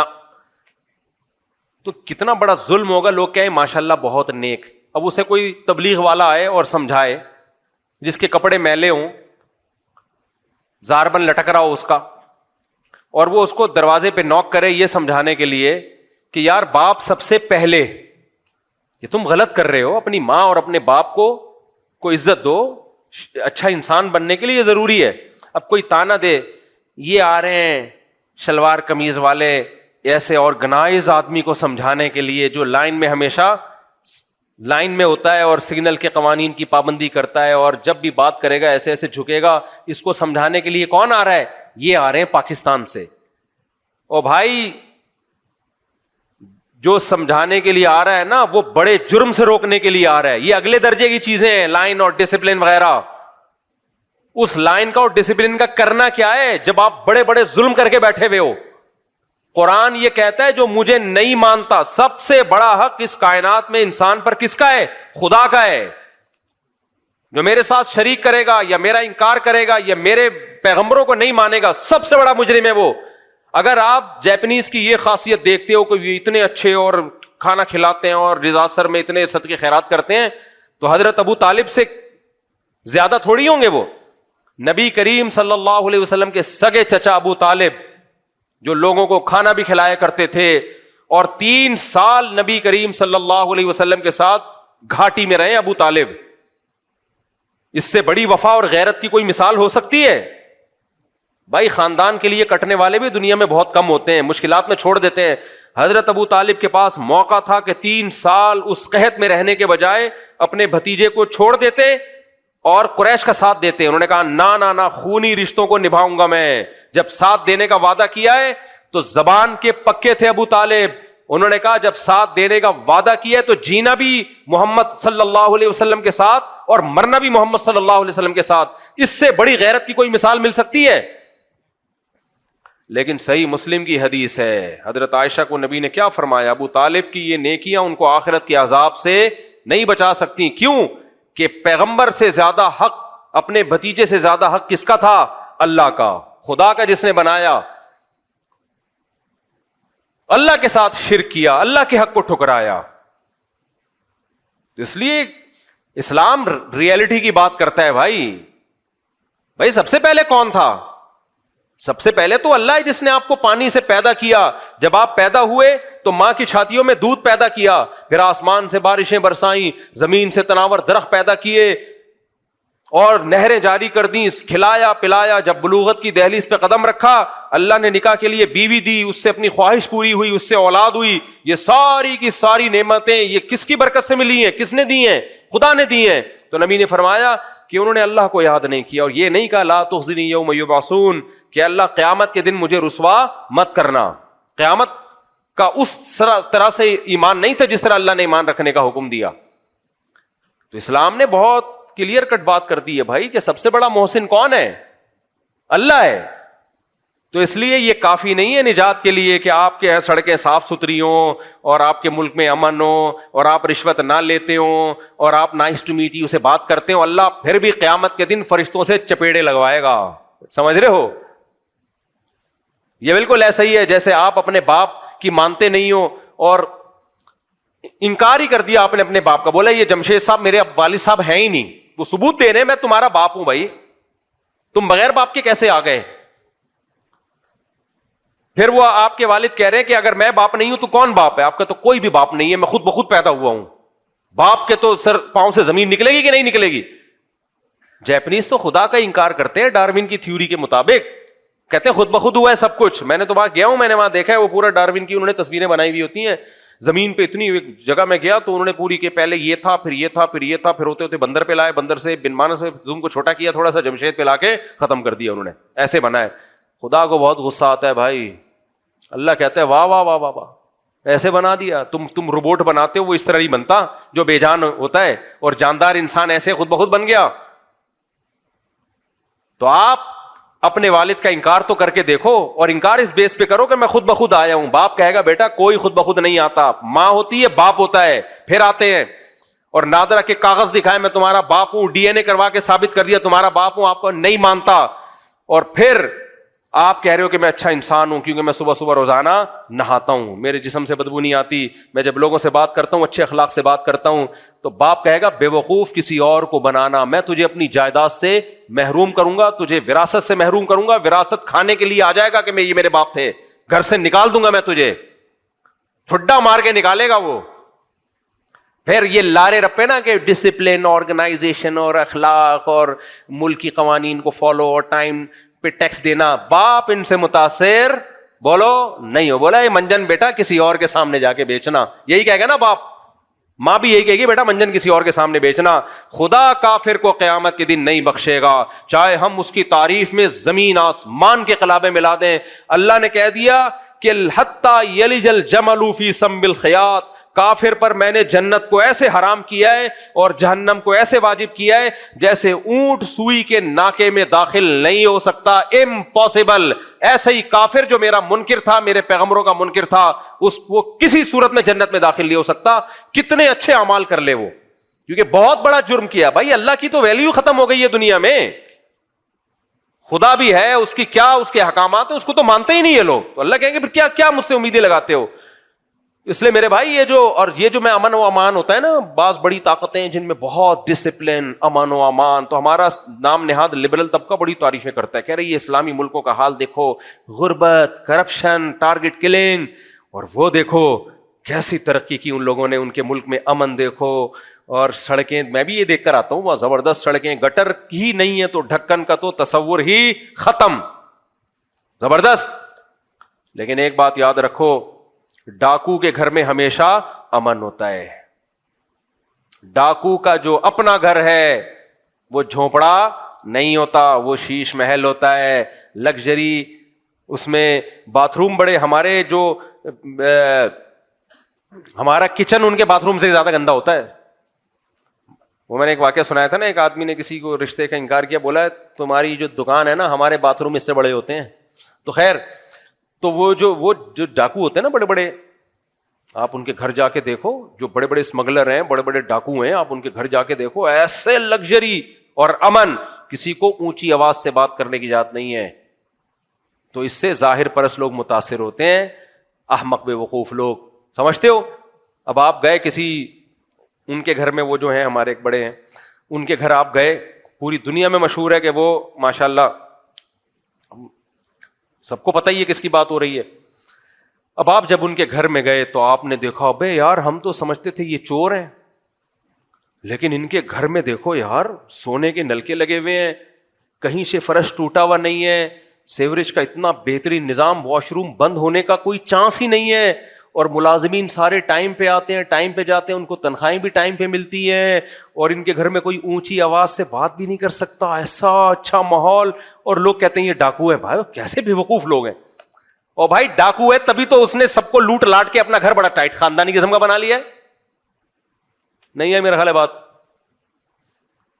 پوری دنیا میں ابھی غزہ میں جو کچھ ہو رہا ہے, آپ اتنے نیک ہو تو روک لو نا آپ اسرائیل کو. ساری دنیا نہیں دیکھ رہی کہ بھوک سے بچے مر رہے ہیں, کوئی ہے رونے والا؟ ان بڑی قوت بڑی طاقتوں میں کوئی ہے ان پہ رونے والا؟ تقریریں کروا لو آپ ان سے, nice to meet you, thank you thank you. ابے کیا وہ انسان کے بچے نہیں ہیں جو, خدا کی قسم میں نے تو وہ ویڈیو دیکھنا چھوڑ دی ہیں, آدمی کی نیندیں اڑ جاتی ہیں,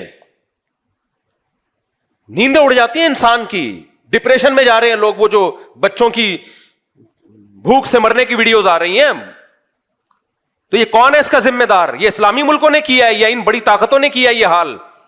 یہ بڑی طاقتوں نے کیا, اور چپ بیٹھے ہوئے ہیں, چپ بیٹھے ہوئے ہونے دے رہے ہیں. سب کو پتا ہے ناجائز قبضہ ہے. یونائٹڈ نیشن کی درجنوں قراردادوں کو اسرائیل ان کی دھجیاں اڑا چکا ہے. سب کو پتا ہے کہ حرام اور ناجائز قبضہ ہے. بولے نا اگر بہت اچھے ہیں تو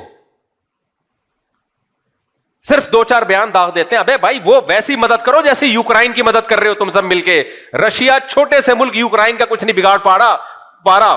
کیوں نہیں بگاڑ؟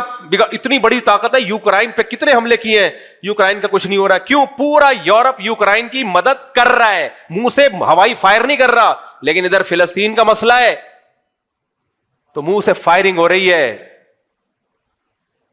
اور دیکھو حشر کیا ہو رہا ہے. تو اس لیے میرے بھائی جتنے بھی بڑے بڑے ڈاکو ہیں نا, افریقہ میں جا کے دیکھو کیا ظلم ہے. سونا نکل رہا ہے, ہیرے جواہرات نکل رہے ہیں, لیکن جن کانوں سے سونا نکل رہا ہے نا, ان کے قریب لوگ سبزیاں پتے ابال کے کھا رہے ہیں.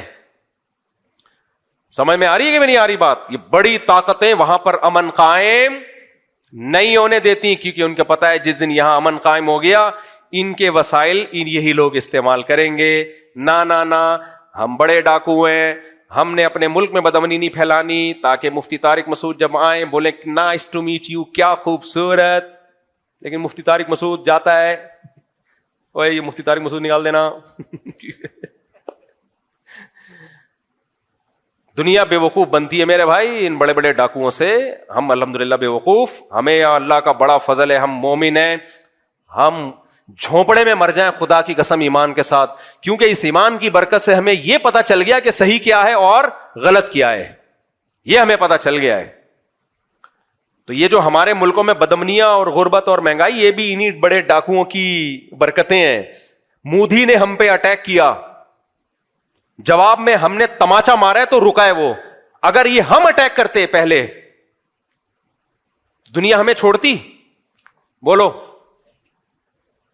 وہ بھارت ہے, وہ جو مرضی کر لے بھائی, اس نے تجربہ کر کے دیکھ لیا, پہلے ڈرون مارے پھر میزائل مارے, دنیا چپ, کوئی آواز اٹھانے والا نہیں ہے. بول رہے ہیں مسلمانوں کا ملک ہے, مرنے دو. یہ بڑے بڑے جو ہوتے ہیں نا باتیں کرنے والے, کہنے مرنے دو. ان کا خیال تھا مار دیں گے, ہم نے جب اٹھا کے 2-3 چپیٹے پھوڑے ہیں فوراً ساری طاقتیں آ گئی, امن کے ایوارڈ لے لیے انہوں نے. ہم نے دنیا میں, ان کو پتا تھا یار اتنی امید نہیں تھی کہ ایسا چپیٹا لگے گا, ایسا چماٹا پڑے گا, ہمیں ایسی امید نہیں تھی. اب بیچ میں کود گئے. پہلے ہم کہہ رہے تھے بھائی رکواؤ, کوئی مان رہا تھا ہماری بات؟ تو یہ میرے بھائی یہ سڑکیں وڑکیں گٹر کے ڈھکن دیکھ کے ان ملکوں کے, اور خوبصورت لائٹیں اور اتنا امن اور ڈسپلن, اور وہاں پہ جو ہے بوڑھوں کی کیئر, ٹھیک ہے نا, کچھ تو ڈرامے ہیں. ایک ملک میں گیا, وہاں ایک آدمی کو ذرا سا کچھ ہوا, ذرا سا ہوا, فائر بریگیڈ بھی, پولیس موبائل بھی اور ایمبولینس, تینوں ایک دم. میں نے کہا بھائی بندہ کو کچھ ہوا نہیں ہے, اور تین, تو انہوں نے کہا کہ یہ تینوں اس لیے آئے ہیں کہ پھر یہ حکومت سے پیسے لیں گے. ابھی یہ کیا میں ڈیٹیل میں جاؤں, خیر. تو اس لیے اللہ کی نظر میں میرے بھائی اچھائی اور برائی کا کرائٹیریا تھوڑا ڈیفرنٹ ہے. انسانوں کے ہاں اچھائی اور برائی کو ناپنے کا معیار تھوڑا ڈفرینٹ ہے. بہت سے آج جو آپ کو تبلیغ والے بے یار و مددگار نظر آ رہے ہوتے ہیں نا, سادہ کپڑوں میں بغیر اس طریقے گھوم رہے ہیں جنگلوں میں ادھر ادھر, لوگ ان کا مذاق اڑاتے ہیں, کہتے ہیں یہ جائیں گے جاپانیوں کو سمجھانے کے لیے. یہ میں نے یہاں سے شروع کیا تھا نا, یہ جائیں گے کس کو سمجھانے کے لیے, اتنی ترقی یافتہ قوم کو. میرے بھائی یہ ترقی یافتہ نہیں ہے, لیکن ان کو یہ پتا ہے کہ اچھا بننے کے لیے سب سے پہلی شرط کیا ہے, وہ ایمان ہے. تو یہ اس کی جاپانیوں کو بہت ہی زیادہ ضرورت ہے, ان کو تو زیادہ ضرورت ہے کیونکہ وہ یہ سمجھ بیٹھے ہیں. اچھا جاپان جو اب اتنا نیک بنا ہوا ہے, ایٹم بم جاپان پہ کس نے مارا تھا؟ مسلمانوں نے مارا تھا, امریکہ نے مارا تھا. اور مارا کیوں تھا؟ جاپان کی بدماشی کو روکنے کے لیے. پوری دنیا فتح کرنے نکلا تھا, اتنے لوگوں کو کاٹ دیا تھا نا اس نے. پہلی جنگ عظیم انہوں نے لڑی ہے, مسلمانوں نے لڑی ہے. جتنا انسانوں کا قتل عام ہوا ہے پہلی جنگ عظیم میں, وہ بھی یورپین نے. دوسری جنگ عظیم وہ بھی یورپین, یہ انگریز تھے. اور اس کے بعد جو ایٹم بم چلایا وہ کس نے چلایا؟ کافروں نے چلایا. سارے تو انسانیت کے قتل. اور پھر جو آسٹریلیا میں جا کے دیکھو, اور ریڈ انڈین کو مارا, ملین کروڑوں میں تعداد ہے ان کی. افریقہ سے غلام بنا کے لاتے تھے, 80% ان غلاموں کو مار کے سمندروں میں پھینک دیا انہوں نے. اور جب وہ بالکل ہی واٹ لگ گئی تو پھر غلاموں کو آزاد کرنے کی تحریک چلا کے صحرا لے لیا کہ غلاموں کو آزاد کس نے تحریک چلائی ہے؟ ہم نے چلائی ہے, یہ صحرا ہمارے کندھوں پہ ہے. تو غلام بنایا بھی تو تم ہی نے تھا. اس لیے میرے بھائی کبھی بھی ظاہر پرست مت بنو, کبھی بھی ظاہر پرست مت بنو. جب بھی کسی چیز کی تحقیق کرنی ہو نا, اس کی ڈیپ میں جا کے تحقیق کیا کرو. تو اسلام کا پلڑا تمہیں ہر جگہ کیا نظر آئے گا؟ بھاری نظر آئے گا. تو اللہ نے بتا دیا کہ تمہارے جو باڈی ہے اس قابل نہیں ہے کہ اسے جنت ملے. اعمال کی زینت اختیار کرو گے تو جنتی بنو گے, اعمال نہیں ہے تو جنت کی امیدیں لگانا چھوڑ دو. اللہ تعالیٰ سمجھنے کی, عمل کی توفیق عطا فرمائے. نماز کے بعد تھوڑی دیر سوال جواب کا سیشن ہوگا. وقت 8 بجے نماز ہے نا. اللہ تعالیٰ عمل کی توفیق عطا فرمائے. سوال پوچھا ہے, میرا 7 سال کا بیٹا مبین اطہر آپ کو بہت فالو کرتا ہے, آپ کو دیکھ کر امامہ باندھنا سیکھا ہے, بیان کرتا ہے, اذان دے کر جماعت کراتا ہے. آج آپ سے ملنے آیا ہے. میری خواہش ہے کہ آپ اس کے سر پہ ہاتھ پھیریں. ہم لیاقت آباد سے آئے ہیں. کہاں ہیں؟ کتنے نے؟ ماشاء اللہ, آ جاؤ شاباش. اتنا سمجھنا, ماشاء اللہ ماشاء اللہ. اللہ تعالیٰ قبول کرے, ماشاء اللہ. نیک صالح بنائے اللہ, دنیا آخرت کی برکتیں دے. ٹھیک ہے, چلو شاباش. اچھا, سوال یہ کہ اگر باپ کی زندگی میں کوئی بھی بھائی مکان پر جو کہ باپ کی جائیداد ہو خرچہ کرے, یا کوئی کیمرہ وغیرہ بنوائے, یا اور دیگر کام کروائے, تو کیا وہ اس کے بدلے میں باپ کے مرنے کے بعد وراثت میں, اچھا کمرہ وغیرہ بنوائے, باپ کے مرنے کے بعد وراثت میں سے وہ رقم جو اس وقت اس نے مکان پہ خرچ کی تھی, کیا کٹوتی کر سکتا ہے, یا اس کو وہی حصہ ملے گا جو شریعت نے کہا ہے؟ دیکھو, باپ کی زندگی میں بھائی نے مکان پر, اچھا باپ کے مکان پہ کمرے وغیرہ بنوائے ہیں, یہ بہت سوال آتا ہے کہ ابا کی زندگی میں ابا کے مکان پہ پورا پورشن بنا دیا, کمرے بنا دیے, تو اس میں اگر ابا کے گھر میں ریپیئرنگ کا جتنا بھی کام کیا ہے وہ تو واپس نہیں ہوگا, سارا فری پاکٹ کا وہ ثواب سمجھا جائے گا.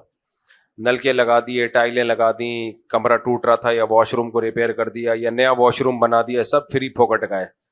سمجھ رہے ہو؟ مرنے کے بعد وراثت اتنی ملے گی جتنی دوسرے بھائیوں کو ملے گی. البتہ اگر کسی نے پورا اپنے پیسوں سے اوپر پورشن بنا دیا, ایک بھائی نے پورا الگ سے پورشن بنا دیا, سارا اپنا پیسہ خرچ کیا اس میں, پورا پورشن گھر بنا دیا اوپر, پھر یہ گھر کا مالک ہے, یہ نیچے والا بیٹا, یعنی نیچے والا بیٹا نہیں, وہ بیٹا جس نے یہ پورا پورشن بنایا ہے وہ اس اوپر والے پورشن کا مالک ہے. لیکن اب مالک ہو کے ہوگا کیا, کیونکہ چھت کس کی ہے؟ ابا کی. تو یوں کہا جائے گا کہ اس لڑکے نے, اس بیٹے نے ابا سے چھت عاریتن استعمال کے لیے لی ہوئی ہے, اور ابا کی چھت پہ مکان بنایا ہے. کسی کی بھی چھت عاریتن استعمال کے لیے لی جا سکتی ہے نا, اس پہ آپ چارپائی ڈال کے بیٹھ جاؤ یا پورا گھر کھڑا کر کے بنا کے کھڑا کر لو اس پہ. تو عاریت کہتے ہیں استعمال کے لیے کسی کی چیز لے لینا. جیسے لوگ ایک دوسرے کی بائک لے جاتے ہیں کہ یار میں مجھے ذرا بائک دے دے, میں دہی لینے جا رہا ہوں, یار ذرا جو ہے ایک دن کے لیے اپنا کمرہ دے دے رہنے کے لیے, فری میں جو چیز دی جاتی ہے نا، فری میں، کوئی رینٹ کے بغیر، تو جب چاہو واپس لے لو، آپ کو یہ اختیار ہوتا ہے، جب چاہو وہ واپس لے لو، حتیٰ کہ اگر اس میں کوئی ایگریمنٹ ہو تو وہ بھی شرعاً کالعدم ہے۔ مثال کے طور پر آپ نے کسی سے بائک لی کہ یار مجھے 1 مہینے کے لیے اپنی بائک دے دے عاریتن، عاریتن کا مطلب کوئی کرایہ نہیں ہے، بس وہی استعمال کے لیے، تو اس نے کہا ٹھیک ہے 1 مہینے کے لیے لے جاؤ، لیکن اسے اگلے دن خیال آیا کہ یار واپس دے دے، تو اس کو حق ہے واپس لے لے، کیونکہ کوئی معاہدہ تھوڑی ہے، یہ تو ایک تبرع ہے، تبرع کا مطلب ہوتا ہے کہ احسان ہے۔ تو اب باپ کا گھر تھا نیچے کا، ایک بیٹے نے اوپر گھر بنا لیا، تو یوں کہا جائے گا شرعی طور پر کہ بیٹے نے باپ کی چھت کو بطور عاریت کے استعمال کیا ہے، اور میں نے بتایا جو چیز بطور عاریت کے استعمال ہوتی ہے، تو جس کی چیز استعمال ہو رہی ہے اس کو ہر وقت شریعت نے یہ رائٹ دیا ہے کہ وہ اس کو بولے کہ یہ خالی کرو۔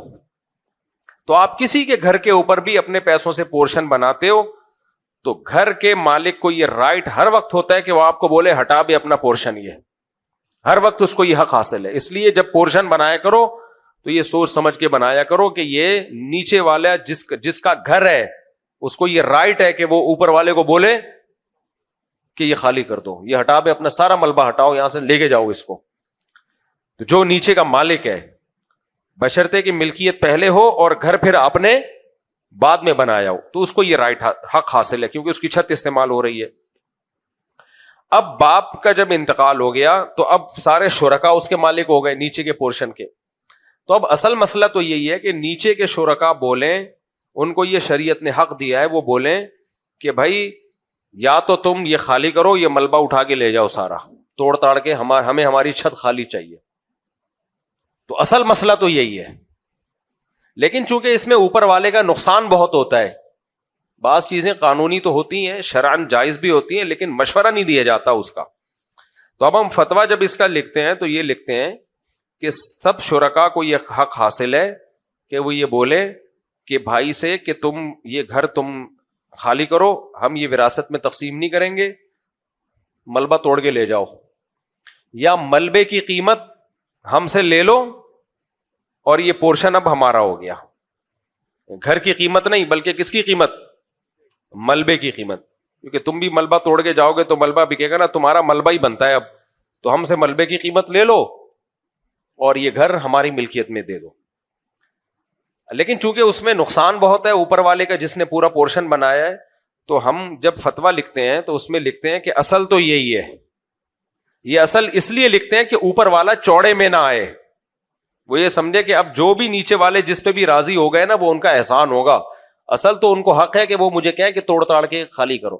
تو اب دوسرا رائے یہ لکھی جاتی ہے مشورے کے طور پر، وہ یہ لکھا جاتا ہے کہ جس نے اوپر والے پورشن میں پیسہ لگایا تو اب اس کو ہم اگر آپ توڑنے کا حکم دیں گے تو اس بھائی کا نقصان بہت ہے، تو صلہ رحمی کا تقاضا یہ ہے کہ اوپر والے کی پورشن کی کوئی قیمت لگا لی جائے اور اس کو وہ قیمت دے کے پورا بنا بنایا پورشن اس سے خرید لیا جائے اور پورے مکان میں شامل کر دیا جائے، اور پھر پورے مکان میں وراثت کو تقسیم کر دیا جائے، یا اس کے علاوہ کوئی اس سے ملتا جلتا کوئی بھی حل ہو، تو وہ ہم 4-5 ان کو جو وارثین ہیں ان کو ممکنہ صورتیں لکھ کے بھیج دیتے ہیں کہ بہتر ہے اس پر، ان میں نہ نیچے والوں کا نقصان ہوتا ہے نہ اوپر والے کا نقصان ہوتا ہے۔ بھائی اصل مقصد تو یہ کہ نیچے والے کو بھی نقصان نہ ہونا، تو ایسی پھر ہم چند کنڈیشن لکھ کے دے دیتے ہیں، بھائی یا تو اس پہ عمل کر لو، یا اس پہ عمل کر لو، یا اس پہ عمل کر لو، یا اس پہ عمل کر لو، اس میں دونوں کا کوئی نقصان نہیں ہے۔ اور پہلی صورت بھی جائز ہے کہ نیچے والے بولیں خالی کر، تو جائز ہر جائز کام کرنے کا نہیں ہوتا، اس میں بیچارے کا بیڑا غرق ہو جائے گا، لیکن یہ لکھا اس لیے جاتا ہے کہ اس کو پتا چل جائے کہ اصل تو یہی ہے، لہذا اب وہ سلو پہ آسانی سے آمادہ ہو جائے گا کہ میرا گھر اگر بچ رہا ہے اور مجھے اس کی قیمت مل رہی ہے تو چپ چاپ کر کے لے لو، ورنہ وہ بڑی بڑی قیمتیں لگا رہا ہوتا ہے، میرے تو 6 کروڑ لگ گئے، میں تو 7 کروڑ سے کم نہیں لوں گا۔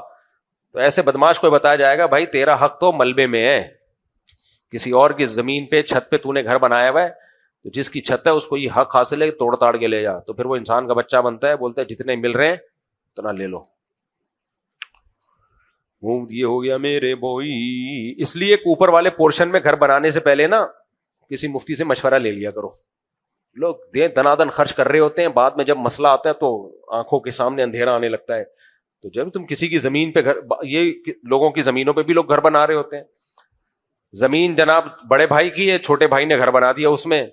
اب بعد میں دماغ مفتیوں کا بھی کھایا ہوا ہے کہ وراثت کیسے تقسیم ہوگی. وراثت ایسے تقسیم ہوگی کہ نیچے کے بھائی کی زمین ہے, تم نے اگرچہ اس کی اجازت سے گھر بنایا ہے تو بن گیا گھر, لیکن اس کو یہ ہر وقت حق حاصل ہے, وہ بولے میری زمین خالی کر, اپنا گھر لے کے جائے یہاں سے.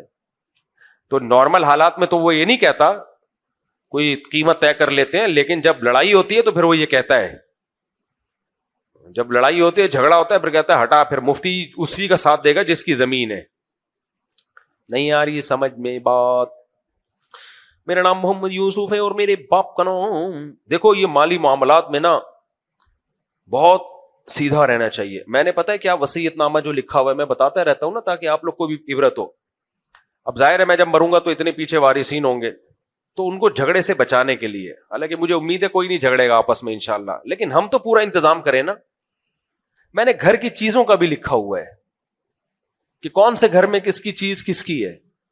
تو اس میں نے لکھا ہوا ہے کہ میرے گھر میں جتنا سامان ہے وہ جو زوجہ اس گھر میں رہ رہی ہے سارا اسی کی ملکیت میں ہے, تاکہ اس میں وراثت کا مسئلہ ہی کھڑا نہ ہو کہ ملکیت میں دے دیا سارا فرنیچر, فریج, چولہے مولے جو بھی ہے. اب میں نے کیا قبر میں لے کے جانا ہے؟ بھائی جس زوجہ کا ہے وہ سارا فرنیچر اسی کا ہے. تو اب میں مروں گا تو بھائی اس میں تو وراثت ہے ہی نہیں ہے, تو گھر والوں کا ہے. وہ جب مریں گے تو پھر وہ ٹینشن, وہ میرے مرنے کے بعد جو مرضی ٹینشن ہے میرے اس سے کیا لینے دینا. ہمارے لیے تو الگ سے ٹینشن کھڑی ہوئی ہوگی آخرت میں کہ بخشش ہو جائے. یعنی وہ ٹینشن سے بچنا تو میرے بس میں نہیں ہے نا. میں تو یہی کر سکتا ہوں کہ میں جب مروں تو میرے مال میں کوئی جھگڑا نہ ہو. تو میں نے بتایا ہوا ہے کہ بھائی جب میں مر جاؤں, وصیت لکھی ہوئی ہے, جب میں مر جاؤں گا تو پہلے سے, مرنے کے بعد نہیں کہ میرے مرنے کے بعد یہ ان کا ہے, پھر یہ نہیں ہوتا. مرنے کے بعد تو پھر وراثت ہے, پھر وصیت باطل ہے ابھی سے. تو میں نے کہا میرے جس گھر میں جو بھی گھریلو سامان ہے وہ سارا کا سارا اسی زوجہ کو میں نے ابھی ملکیت میں دے دیا ہے. جو زوجہ جس گھر میں رہتی ہے وہ سارا سامان اس کو ابھی. یہ وصیت جائز نہیں ہے کہ میرے مرنے کے بعد وہ اسی زوجہ کا ہے, کیونکہ زوجہ تو وراثت میں حقدار ہوتی ہے, اور جو وراثت جس کو ملتی ہے اس کے لیے وصیت شرعاً باطل ہوتی ہے. اس کے لیے آپ 1 روپے کی بھی وصیت نہیں کر سکتے کہ یہ اس کو دے دیا جائے. تو میں نے وصیت کی ہوئی ہے, بھائی میں مر گیا تو پہلے سے میں بتا دوں یہ ساری چیزیں میری ملکیت سے خارج ہیں. جتنی گھر میں چیزیں ہیں وہ سب گھر والوں کی ہیں, سوائے اس کے کہ کوئی پیسے ویسے لاکر میں رکھے ہوئے ہوں یا کہ الماری میں, ایسا نہ وہ سب اٹھا کے ابھی صحیح لے لے. وہ پتہ چلا میں گھر میں گیا, شلوار کی جیب میں ہاتھ ڈالا, پیسے ہی نہیں ہے. گھر والوں نے کہا, آپ نے کہا تھا جو کچھ گھر میں ہے وہ سب. تو میری شلوار کی جیب سے جو پیسے, یا قمیض کی جیب سے جو, شلوار میں تو جیب نہیں ہے, قمیض کی جیب سے جو پیسے نکلے وہ کس کے ہیں؟ وہ میرے ہیں. تو یہ اپنے لیے بھی آسانی رکھو, گھر والوں کے لیے بھی آسانی رکھو بھائی. تو یہ سب چیزیں پہلے سے لکھ کے رکھنی چاہیے, ورنہ اتنی کنفیوژن ہوتی ہے. زیور بھی ہے, جو بھی کسی کے پاس ایسا بنی کا ہے بھائی. ہاں سر میرے ذاتی کپڑے کس کے ہیں؟ وہ میرے ہیں, تاکہ میں عزت سے پہن تو سکوں نا. لوگ بولیں گے بیوی کی پاجامہ پہن کے گھوم رہا ہے, بیوی کی قمیض پہن کے گھوم رہا ہے, وہ پھر کیا عزت, ٹوپی جہیز کی ہے, ایسا نہیں ہے. یہ سب جو ذاتی چیزیں ہیں وہ میری ہیں. حتیٰ کہ ابھی کیا بتاؤں, زیادہ نہیں فری ہو مجھ سے. میرا نام محمد یوسف ہے اور میرے پاپا کا نام محمد وسیم ہے. میرے پاپا کو بھی دوسری شادی, پاپا کو کبھی دوسری شادی ابو کا کام ہے کرنا, پاپا دوسری شادی, یہ ڈیڈی اور پاپا کا کام نہیں ہے, یہ ابو کا کام ہے. سمجھ رہے ہو, یہ دیسی لوگوں کا کام ہے, ڈیڈی پاپا. لیکن بعد ان کے پاپا ہیں, ان کو دوسری شادی کا شوق ہے. میری امی اور پاپا کی طلاق ہو گئی تھی, ہم 4 بہن بھائی ہیں. میری دوسری امی نے فارسی میں اپنا نام ڈلوایا ہے جبکہ اصل ماں کا نام ہوتا ہے. غلط ہے, بالکل حرام کام کیا. نہ باپ کی ولدیت چینج کرنے کی اجازت ہے, نہ ماں کا نام چینج کرنے کی اجازت ہے. اب ہوا یہ کہ ان کی والدہ کو ڈیورس ہوئی تو جو سوتیلی ماں کا نام ہے فارسی میں اوریجنل ماں کے خانے میں ڈال دیا, گناہ کبیرہ ہے. اوریجنل ماں کا نام ہمیشہ رہے گا, اوریجنل باپ کا نام ہمیشہ رہے گا. جبکہ اصل ماں کا نام ہوتا ہے, بڑی بہن کی شادی کے لیے فارسی میں سگی ماں کا نام چاہیے ہوتا ہے, تو باپ نے نادرا بہت لمبا خط لکھا ہے میرے بھائی.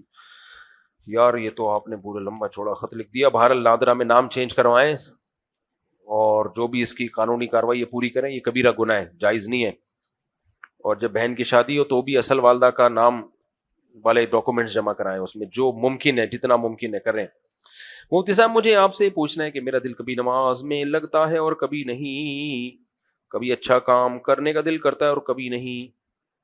یہ انسان کی فطرت ہے, کبھی نماز میں دل لگتا ہے کبھی نہیں لگتا, یہ سب کے ساتھ ہوتا ہے. تو یہ دنیا میں کوئی ایسا ترم خان نہیں ہے جو ہر وقت اس کا نماز میں دل لگا رہے, تو سب تو پھر سارے نمازی نہ بن جائیں. پھر تو جب دل لگے تو یہ اللہ کی نعمت ہے, نہ لگے تو اللہ کی طرف سے آزمائش ہے, اس میں دگنا ثواب ملے گا. تو ان چیزوں میں مت پڑو کہ دل لگ رہا ہے کہ نہیں لگ رہا. غلام کا کام ہوتا ہے جو ٹاسک اس کو دیا جائے اس ٹاسک کو وہ پورا کرتا ہے. آپ نے مزدور کو لگا دیا کنواں کھود دے, وہ کہہ رہے ہیں سیٹھ صاحب کبھی میرا دل لگتا ہے کنواں کھودنے میں, کل تو میں اتنا مزہ آ رہا تھا کنواں کھودنے میں, آج مزہ نہیں آ رہا. ایک دفعہ تو آپ اس کو تسلی کا جملہ کہو گے ہوتا ہے یار, ہوتا ہے یار. پھر وہ کہہ رہے اب مزہ آ رہا ہے بہت زیادہ کنواں کھودنے میں. پھر اگلے گھنٹے کہہ رہا پھر میری بوریت سی ہو رہی ہے, دل نہیں لگ رہا. 2-4 دفعہ ایسا کرے گا آپ چماٹ مارو گے رکھ کے.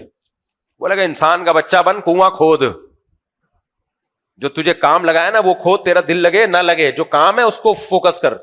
دفتروں میں بھی ایسا ہی ہوتا ہے, آپ کمپیوٹر کے سامنے آ کے بھیجے, باس سے کہہ رہا دل نہیں لگ رہا, 2-4 دفعہ بولے گے, باس بولے گا بھائی میرے جو کام تجھے دیا ہوا ہے وہ کرے یار, جو چیک تجھے دیا ہوا ہے کیش کرانے کے لیے جا کے کرا کے آ. اسلام میں مذہب میں آ کے یہ سارے مسائل شروع ہو جاتے ہیں. نماز میں دل لگ رہا ہے, نماز میں دل نہیں لگ رہا, عبادت میں مزہ آ رہا ہے, دعا میں مزہ آ رہا ہے. نہیں بھائی مزہ آئے نہ آئے, آپ نے کام جو اللہ نے ٹاسک دیا اس کو کیا کرنا ہے, پورا کرنا ہے, ایسی کی تیسی. تو یہی تو ہے عبادت. کسی نے اچھا بعض لوگ یہ بھی کہتے ہیں کہ ہمیں تو عادت پڑ گئی ہے نیکی کی, تم یوز ٹو ہو گئے ہیں, اب تو وہ جذبہ ہی نہیں رہا, اب تو نماز کی عادت پڑ گئی ہے. ایک آدمی نے مولوی تھانوی سے کہا مجھے تو نماز کی عادت پڑ گئی, تو عادتاً یہ کام کر رہا ہوں, عادتاً, وہ جذبہ تو ہے نہیں. انہوں نے کہا اگر اچھے کام کی عادت پڑ جائے تو کیا برائی ہے اس میں, صحیح ہے نا, یہ تو خوش ہو یار اچھے کام کی عادت پڑ گئی ہے. لوگوں کو چرس پینے کی عادت پڑ جاتی ہے, شراب پینے کی عادت پڑ جاتی ہے, تجھے نماز کی عادت پڑ گئی ہے, سبحان اللہ. ایک موٹیویشن اسپیکر ہیں, اچھی باتیں کرتے ہیں, لیکن ایک بات انہوں نے عجیب و غریب کی کہ بچے کو جب آپ کوئی اچھا کام کروا کے انعام دیتے ہو تو بچے کو انعام کی عادت پڑ جاتی ہے اور پھر وہ بغیر لالچ کے کام نہیں کرتا. تو ٹھیک ہے ہمیشہ انعام دینا ٹھیک نہیں ہے, لیکن بچے کو کاموں کی عادت ڈالنے کے لیے نا اگر کوئی انعام دے کے عادت ڈالی جائے تو اس میں کوئی حرج نہیں ہے. عادت پڑنے دو, بھلے لالچ میں ہی پڑ جائے, بھلے لالچ میں ہی پڑ جائے, کیونکہ جب عادت ایک دفعہ پڑ جاتی ہے نا پھر لالچ نہیں بھی ہو تو کرتا ہے آدمی کام. تو عبداللہ ابن مبارک بہت بڑے محدث گزرے ہیں, بہت بڑے بزرگ گزرے ہیں. یہ عربی کے بہت بڑے عالم تھے, عربی زبان کے, شاعری بہت جاندار, محدث فقیہ. تو ان کے والد نے بچپن میں ان کو جو دین کا علم سکھایا ہے نا وہ جنت کی لالچ میں نہیں, پیسوں کی لالچ میں سکھایا ہے. ان کو ان کے والد کہا کرتے تھے عربی کا ایک شعر یاد کر لو 1 درہم دوں گا, جیسے 1 روپیہ دوں گا. تو کہتے تھے میں لالچ میں ایک شعر یاد کرتا تھا, 1 روپے ملتا تھا. ایسے پیسوں کی لالچ میں کہتے ہیں میں نے اتنی شاعری عربی کی یاد ہو گئی کہ خود شاعر بن گئے, عربی زبان کے ماسٹر بن گئے. پہلے زمانے میں تو یہ عربی سیکھے بغیر تو کوئی مانتا ہی نہیں تھا نا. تو خود کہا کرتے تھے تعلمنا العلم لغیر اللہ او کما قال, کہ میں نے علم حاصل کیا غیر اللہ کے لیے, دنیا کے لیے, لیکن جب علم آیا تو اس نے میرے دل سے دنیا نکال دی. سمجھ میں آ رہی ہے بات؟ یعنی علم حاصل کیا تو بچپن میں لالچ تھی, پیسے ملتے تھے, لیکن جب علم آ گیا نا تو اس علم نے پیسوں کی لالچ بولو نکال دی. یعنی جب علم آ گیا نا ایک دفعہ تو اس نے تو دنیا کی محبت نکال دی. تو علم آئے گا تو پیسوں کی لالچ بچے سے خود ہی نکل جائے گی, لیکن آنے تو دو, کسی بھی طرح سے آ جائے بھائی, بھلے پیسوں کی لالچ دے کے آ جائے. بچے جنت کی لالچ میں کم آتے ہیں اور ٹافی کی لالچ میں زیادہ آتے ہیں. ان کو جنت سے سمجھاؤ گے ان کو سمجھ میں نہیں آئے گا. ان کو تو یہی ہے کہ تھوڑا بہت کچھ پیسے ویسے دے کے کسی بھی طریقے سے اچھے کام کی عادت ڈال دو ان کو. اب بہت زیادہ نہ دیا کرو, پھر گٹکے کھانا شروع کر دیتے ہیں وہ.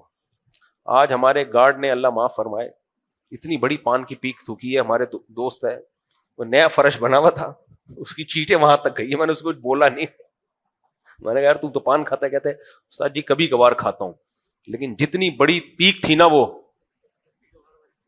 کبھی کبھار والی لگ نہیں رہی تھی. یار اچھا آدمی ہے لیکن پان کھاتا ہے یار.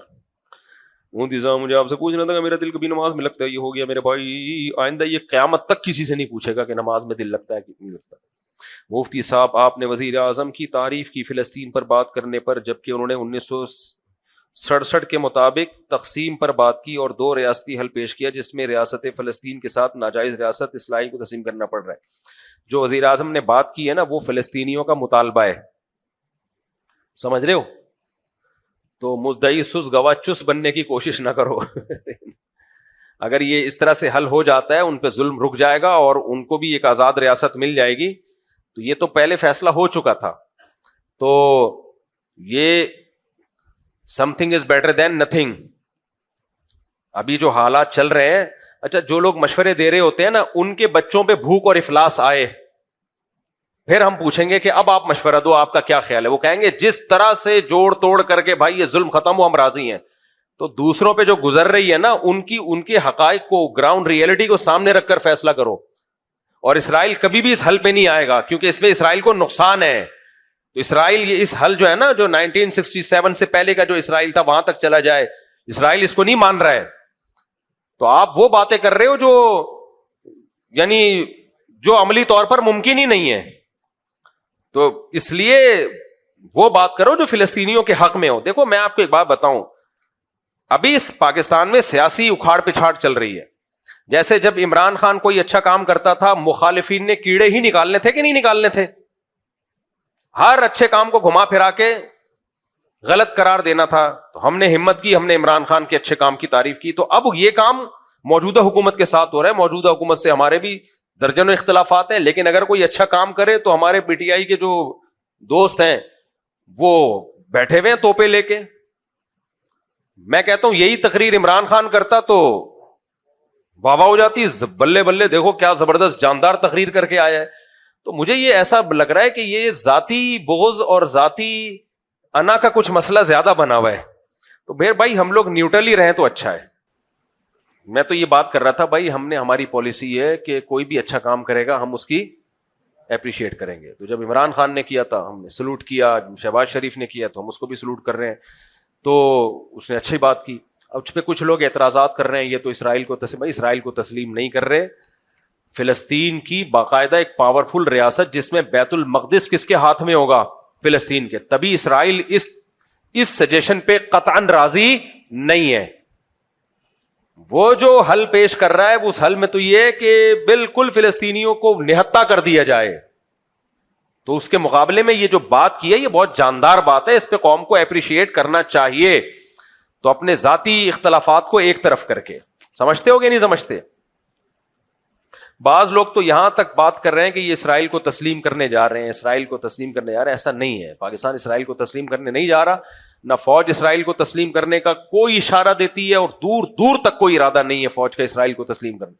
بھائی اسرائیل پاکستان کا اتنا بڑا دشمن ہے ہی اسی لیے، بھارت سے اس نے پاکستان پہ اٹیک کروایا اس لیے کہ اس کو پتا ہے کہ کباب میں جو اس وقت سب سے بڑی ہڈی ہے وہ کون سی ہے؟ وہ پاکستان ہے، اور پاکستان کے سیاستدان نہیں ہے، فوج ہے۔ اگر سیاستدان ہوتے، فوج نہ ہوتی تو کچھ نہیں کرنا تھا اس نے، کیونکہ پاور سیاستدانوں کے ہاتھ میں نہیں ہوتی، پاور تو فوج کے ہاتھ میں ہوتی ہے۔ عراق میں فوجی حکومت تھی، اس نے گرائی نا، اب سیاسی حکومت تو بنا دی اس نے، اب عراق کی ساری پالیسیاں اسرائیل کے حق میں بنا رہے ہیں، بناتا رہے۔ صدام حسین کباب میں ہڈی بنا ہوا تھا ان کے، صحیح ہے نا؟ تو اس لیے اسرائیل کے لیے جو اس وقت کباب میں ہڈی ہے وہ پاکستان آرمی ہے، کیونکہ آرمی کا اسرائیلیوں کی بھی ایجنسیاں ہوتی ہیں۔ اگر آرمی کا تھوڑا سا بھی رجحان ہوتا نا ایجنسیوں، اسرائیلی ایجنسیوں کو پتا ہوتا کہ یہ تسلیم کرنے جا رہے ہیں، پھر انڈیا سے یہ کچھ اٹیک وٹیک نہیں کرواتے وہ۔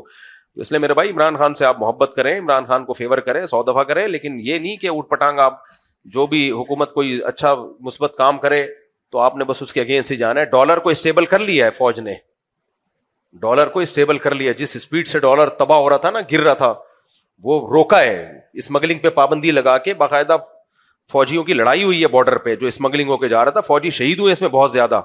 تو یہ فوجی جوانوں نے قربانی دی ہے جو ڈالر کو یہاں لا کے روکا ہے، ورنہ ڈالر بے لگام ہو گیا تھا بالکل، کوڑیوں کے یعنی ہماری کرنسی کوڑیوں کے داموں ہونے والی تھی جو حالات چل رہے تھے۔ تو اس لیے بھائی کسی کا کلمہ پڑھنے کی ضرورت نہیں ہے، جو اچھی بات کرے اس کو فیور کرو، جو بری بات کرے اس کو کیا کہو؟ اس کو غلط کہو، بس ختم، یہ پالیسی رکھو۔ باقی سیاست دانوں میں تو ہر آدمی کا کوئی ہیرو ہوتا ہے، جو ہیرو ہے اس کو ہیرو رہنا، تو اس کو کس نے منع کیا؟ آپ گورنمنٹ کی طرف سے کوئی پابندی تھوڑی ہے۔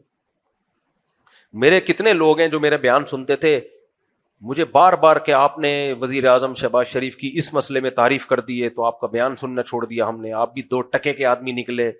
جب میں عمران خان کی تعریف کرتا تھا تو بہت سے لوگوں نے میرے بیان سننا چھوڑ دیا تھا کہ آپ تو خود یہودی ایجنٹ نکلے. اور اب میں نے میاں شہباز شریف نے جو اچھا کام کیا اس کی تعریف کر دی تو آپ بھی یہودی ایجنٹ نکلے. جو ادھر والے ہیں وہ بھی ہمیں یہودی اور بکاؤ, اور یہ والے بھی بکاؤ, تو 4 آپ جیسے چند لوگ رہ گئے ہیں. ہو سکتا ہے اگلے بیان میں آدھے گھر چلے جائیں.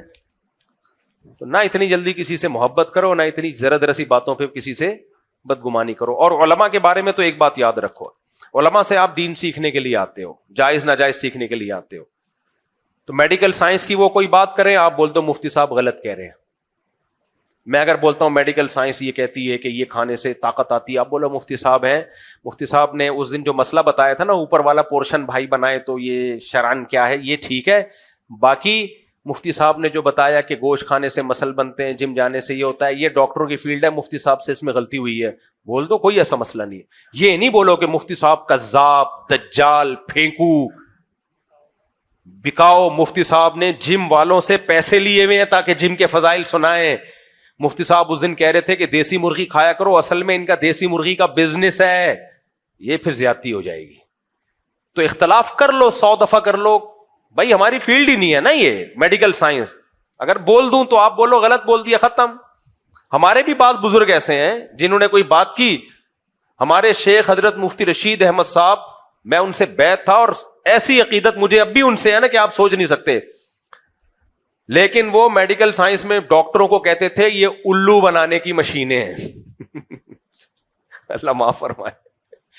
زندگی بھر حضرت نے ایلوپیتھک کوئی دوا نہیں کھائی ہے, زندگی بھر حکیمی دوائیں کھاتے تھے, ہومیوپیتھک اور حکیمی. ایلوپیتھک دوا کے کبھی قریب بھی نہیں پھٹکے وہ.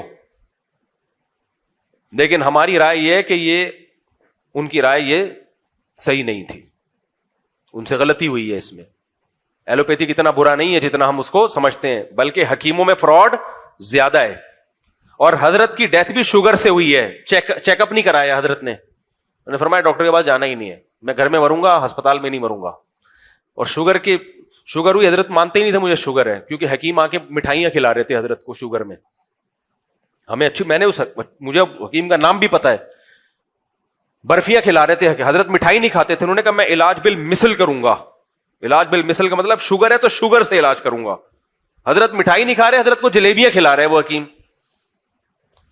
تو بھائی بزرگ اپنی جگہ تھے, لیکن ہمارا خیال تھا کہ حضرت کو نہیں تھا, وہ تھے, حضرت کو میڈیکل سائنس پڑھی تھی, حضرت نے ڈاکٹری کتابیں بھی پڑھی تھی, ہومیوپیتھی بھی پڑھی تھی, لیکن کتابیں پڑھنا اور چیز ہوتی ہے, باقاعدہ ڈاکٹر بننا الگ بات. لیکن میں بدگمان نہیں ہوا شیخ و مرشد سے, اب یہ تو جھوٹ بول رہے ہیں معاذ اللہ. نہیں بھائی, وہ انسان ہے یار. جب ہمارے سامنے صحیح مسلم کی ایک حدیث آ گئی کہ پیغمبر صلی اللہ علیہ وسلم نے صحابہ سے کہا کہ نر کھجوروں کو مادہ کھجوروں کے نر کھجوروں کا بھور نہ ملاؤ.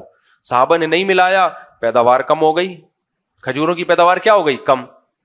تو صحابہ نے کہا یا رسول اللہ, ہم نے آپ کے مشورے پر عمل کیا, کھجوروں کے بھور, جو نر کھجوروں کا بھور ہم ڈالتے تھے وہ نہیں ڈالا تو پیداوار کم ہوئی. تو آپ نے فرمایا میں تمہاری طرح کا انسان ہوں, میں جب دنیا کے بارے میں تمہیں کوئی حکم دوں تو تم دنیا مجھ سے زیادہ جانتے ہو, جب دین کا حکم دوں تو اس کو فالو کرنا ہے. تو جب پیغمبر صلی اللہ علیہ وسلم نے یہ بتا دیا کہ بھائی دنیا کی چیزوں کو بتانے میں بشر ہوں تو مجھ سے خطا ہو سکتی ہے, تو مفتی اور عالم کون ہوتا ہے جس سے خطا نہیں ہو سکتی؟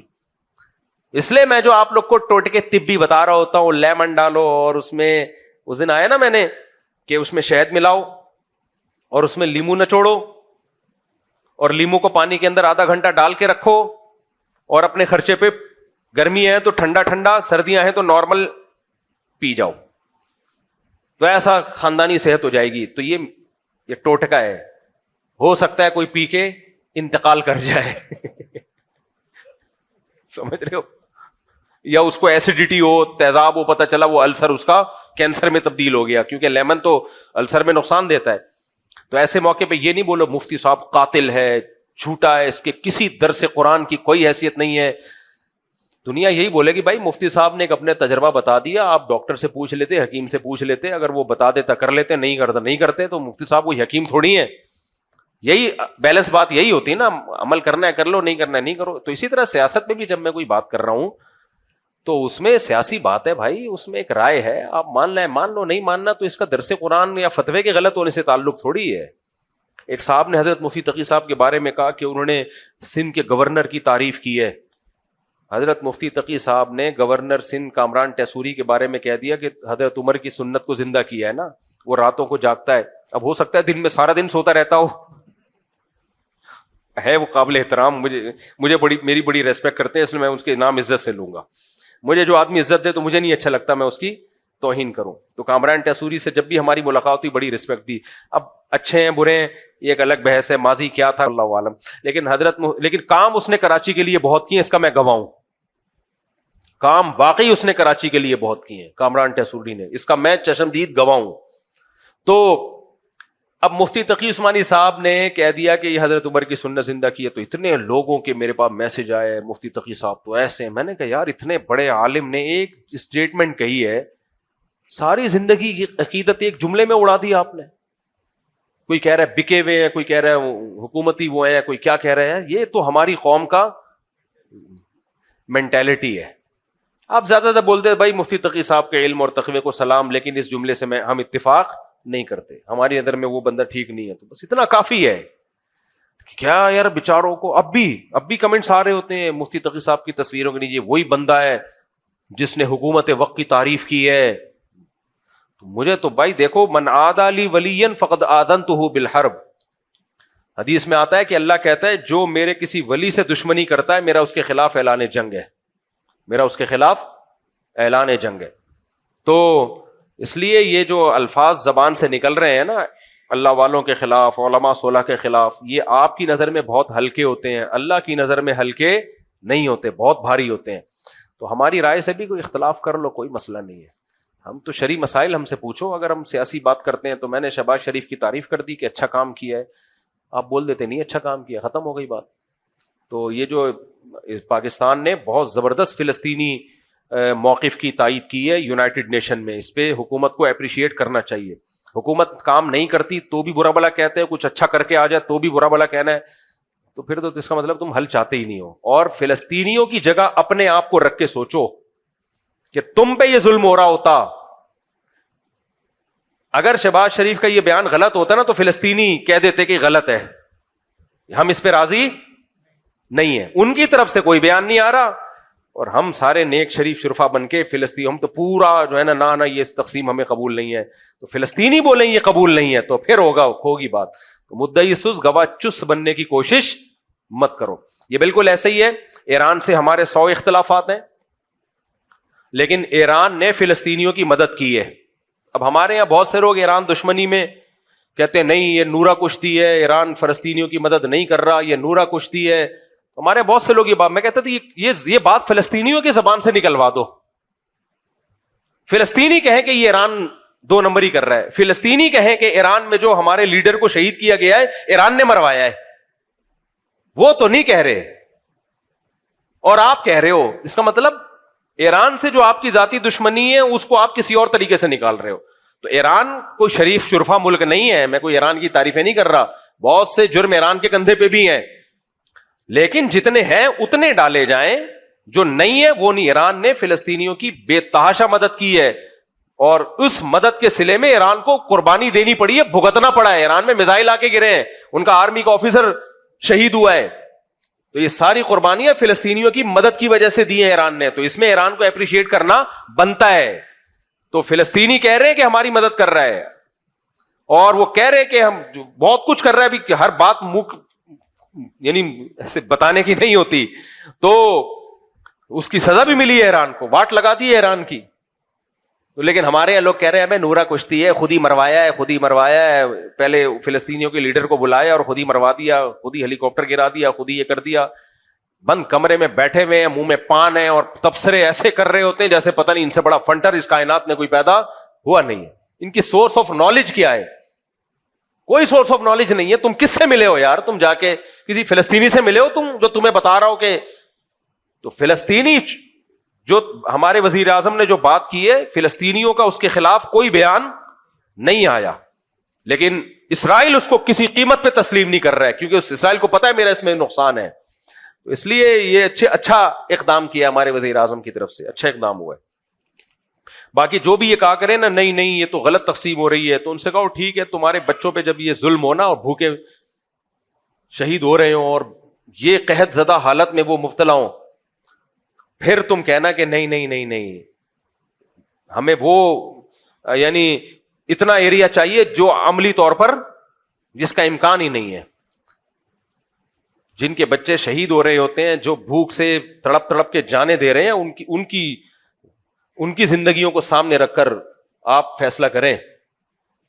یہ ایک ایسا ہے کہ ایک جگہ ایک صاحب جو تھے نا, ایک لڑکا تھا نکاح کرنا چاہتا تھا, تو لڑکے کے بھائی نے لڑکی والوں کے سامنے وہ شرطیں بیان کی کہ چھوٹے بھائی کو یقین ہو گیا کہ یہ لڑکی والے یہ شرطیں مانیں گے نہیں. اب وہ کہہ رہے کہ یار اس سے تو میرا رشتہ ہی ختم ہو جائے گا. بڑا بھائی کہہ رہے نہیں میں تجھے مروانا نہیں چاہتا, میں چاہتا ہوں ابھی سے یہ شرطیں لکھوا لوں تاکہ بعد میں تو سکون کی زندگی گزارے. چھوٹا کہہ رہا ہے سکون گیا تیل لینے مجھے یہ لوگ ان شرطیں مانیں گے ہی نہیں, میرے تو یہاں شادی نہیں ہوگی. تو یہ بعض دفعہ ایسا ہوتا ہے, وہ کوئی خیر خواہ بن رہا ہوتا ہے, آپ کو کہہ رہا ہوتا ہے کہ بھائی یہ بہت یعنی اس میں یہ ہے, تو اس کو پتا ہوتا ہے بھائی یہ عمل ہی نہیں ہوگا اس کے اوپر, تو یہ میرے ہاتھ سے یہ جو پیکج ہے نا یہ نکل جائے گا. تو اگر یہ حل ہو جاتا ہے تو فلسطینی سکون میں آ جائیں گے. بیت المقدس کس کے ہاتھ میں چلا جائے گا؟ مسلمانوں کے پاس ہوگا. اصل تو بیت المقدس ہے, وہ لینا ہے ہر قیمت پہ. اس لیے میرا خیال ہے کہ شہباز شریف نے اچھی تقریر کی ہے, تو وہ آپ اختلاف کرو 100 دفعہ, لیکن کام خاندانی ہو گیا ہے. الٹرا ساؤنڈ پتہ چلا بھائی 2 مہینے کا حمل ہے اور بچہ بالکل معذور ہے اور دل کے وال بھی بند ہوئے ہوئے ہیں, اور ہاں تو جان کا خطرہ ہے. ماں کی بھی تو ضائع کروا سکتے ہیں 2 ماہ کا حمل, ایسی شدید مجبوری میں ضائع کروا سکتے ہیں. 22 ماہ کا تو عاقل بالغ ہو گیا, بڑا ہو گیا اس کا مطلب ہے. اچھا 22 ہفتے 5.5 ماہ کا ہے, پھر ضائع نہیں ہو سکتا حمل. اگر یہ غالب گمان ہے کہ بچہ پیدائش سے پہلے مر جائے گا ماں کے پیٹ میں, زندہ پیدا نہیں ہوگا, ڈاکٹر کہہ دیں کہ یہ ماں کے پیٹ میں کچھ وقت کے بعد جا کے مرے گا یہ, لیکن اس وقت پھر ماں کی زندگی خطرے میں ہوگی, تو پھر ضائع کروا سکتے ہیں. لیکن اگر زندہ پیدا ہونے کی امید ہے تو پھر اس کے پیدا ہونے کا انتظار ہر صورت میں کیا جائے گا, خود سے نہیں مار سکتے. دیکھو کوئی بھی مرنے والا ہو نا تو آپ کو اجازت نہیں اٹھا کر کے گولی مار دو آپ اس کو, ٹھیک ہے نا. مفتی صاحب میری وائف عالمہ ہے, وجہ تیرا اب خیر نہیں ہے, اور مجھ سے انتہائی بدتمیزی کرتی ہے, بات بات پہ چیزیں اٹھا کے مارتی ہے, ماشاء اللہ. حدیث بتاتا ہوں تو کہتی ہے کہ وہ بولتی ہے کہ حدیث اپنے پاس رکھو. استغفر اللہ, یہ تو کفریہ جملہ ہے بھائی, اس طرح حدیث کا مذاق اڑانا. دیکھو علم الگ چیز ہے, اخلاق اور تربیت الگ چیز ہے. پورا میرا جمعے کا بیان اسی موضوع پر ہوتا ہے. لوگ کہتے ہیں ہمیں ڈاکٹر لڑکی چاہیے, ہمیں عالمہ چاہیے. بھائی ڈاکٹر بھی اچھی ہے, عالمہ بھی اچھی ہے, لیکن پہلے یہ دیکھو گھریلو ہے یا نہیں ہے, اس کی تربیت ہے یا نہیں ہے. تربیت یافتہ ہو, عالمہ نہ ہو, ڈاکٹر نہ ہو, اچھی ہے. تربیت یافتہ ہو, ہاں تربیت یافتہ ہو, عالمہ یا ڈاکٹر نہ ہو تو گھر چل جائے گا. تربیت یافتہ نہیں ہے تو بھلے عالمہ ہو ڈاکٹر ہو, بیڑا وہ تمہیں ٹیکے لگا کے مار دے گی ڈاکٹر صاحبہ. خوشی کے موقع پر مٹھائی بانٹنا کیسا ہے؟ محلے کی خاتون ہر موقع پر مٹھائی کا مطالبہ کرتی ہے. جب میری نوکری لگی تو بار بار مٹھائی مانگ. محلے کی خاتون تیری لگتی کیا ہے, پہلے تو یہ بتاؤ. جب نوکری ختم ہوئی تو کیا مٹھائی نہیں دی, اس وجہ سے نوکری چلی گئی, بچوں. محلے کی خاتون ان سے مٹھائی کا مطالبہ کر رہی ہیں, مجھ سے کیوں نہیں کر رہی, آپ سے کیوں نہیں کر رہی, جمشید سے کیوں نہیں کر رہی, آپ سے کیوں کر رہی ہیں. تو محلے کی خواتین سے اتنا فری ہونے کی آپ کو ضرورت نہیں. اگر شادی شدہ ہو تو اپنی بیوی کو بتاؤ کہ وہ محلے کی خاتون مجھ سے مٹھائی کا مطالبہ کرتی ہیں, تو آپ کی بیوی اس کو مٹھائی کھلائے گی, مٹھائی کے اندر زہر رکھ کے.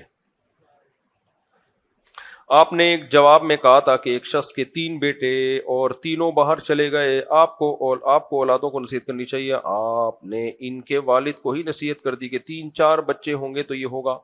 ویڈیو کے کمنٹس میں اچھے خاصے لوگوں کا اعتراض تھا کہ اگر اولادوں کے دل میں ماں باپ کے لیے احساس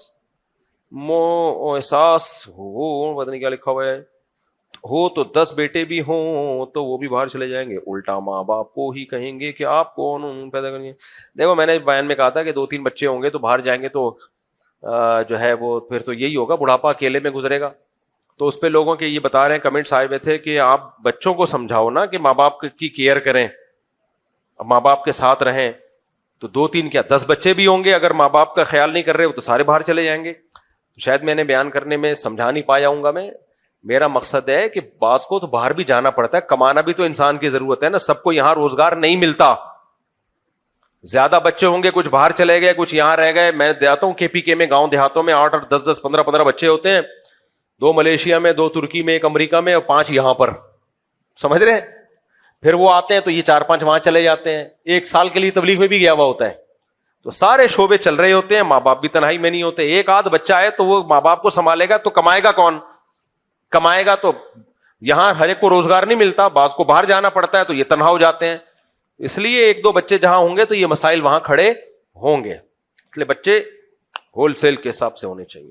اس سلسلے میں یہ بات میں نے کی تھی۔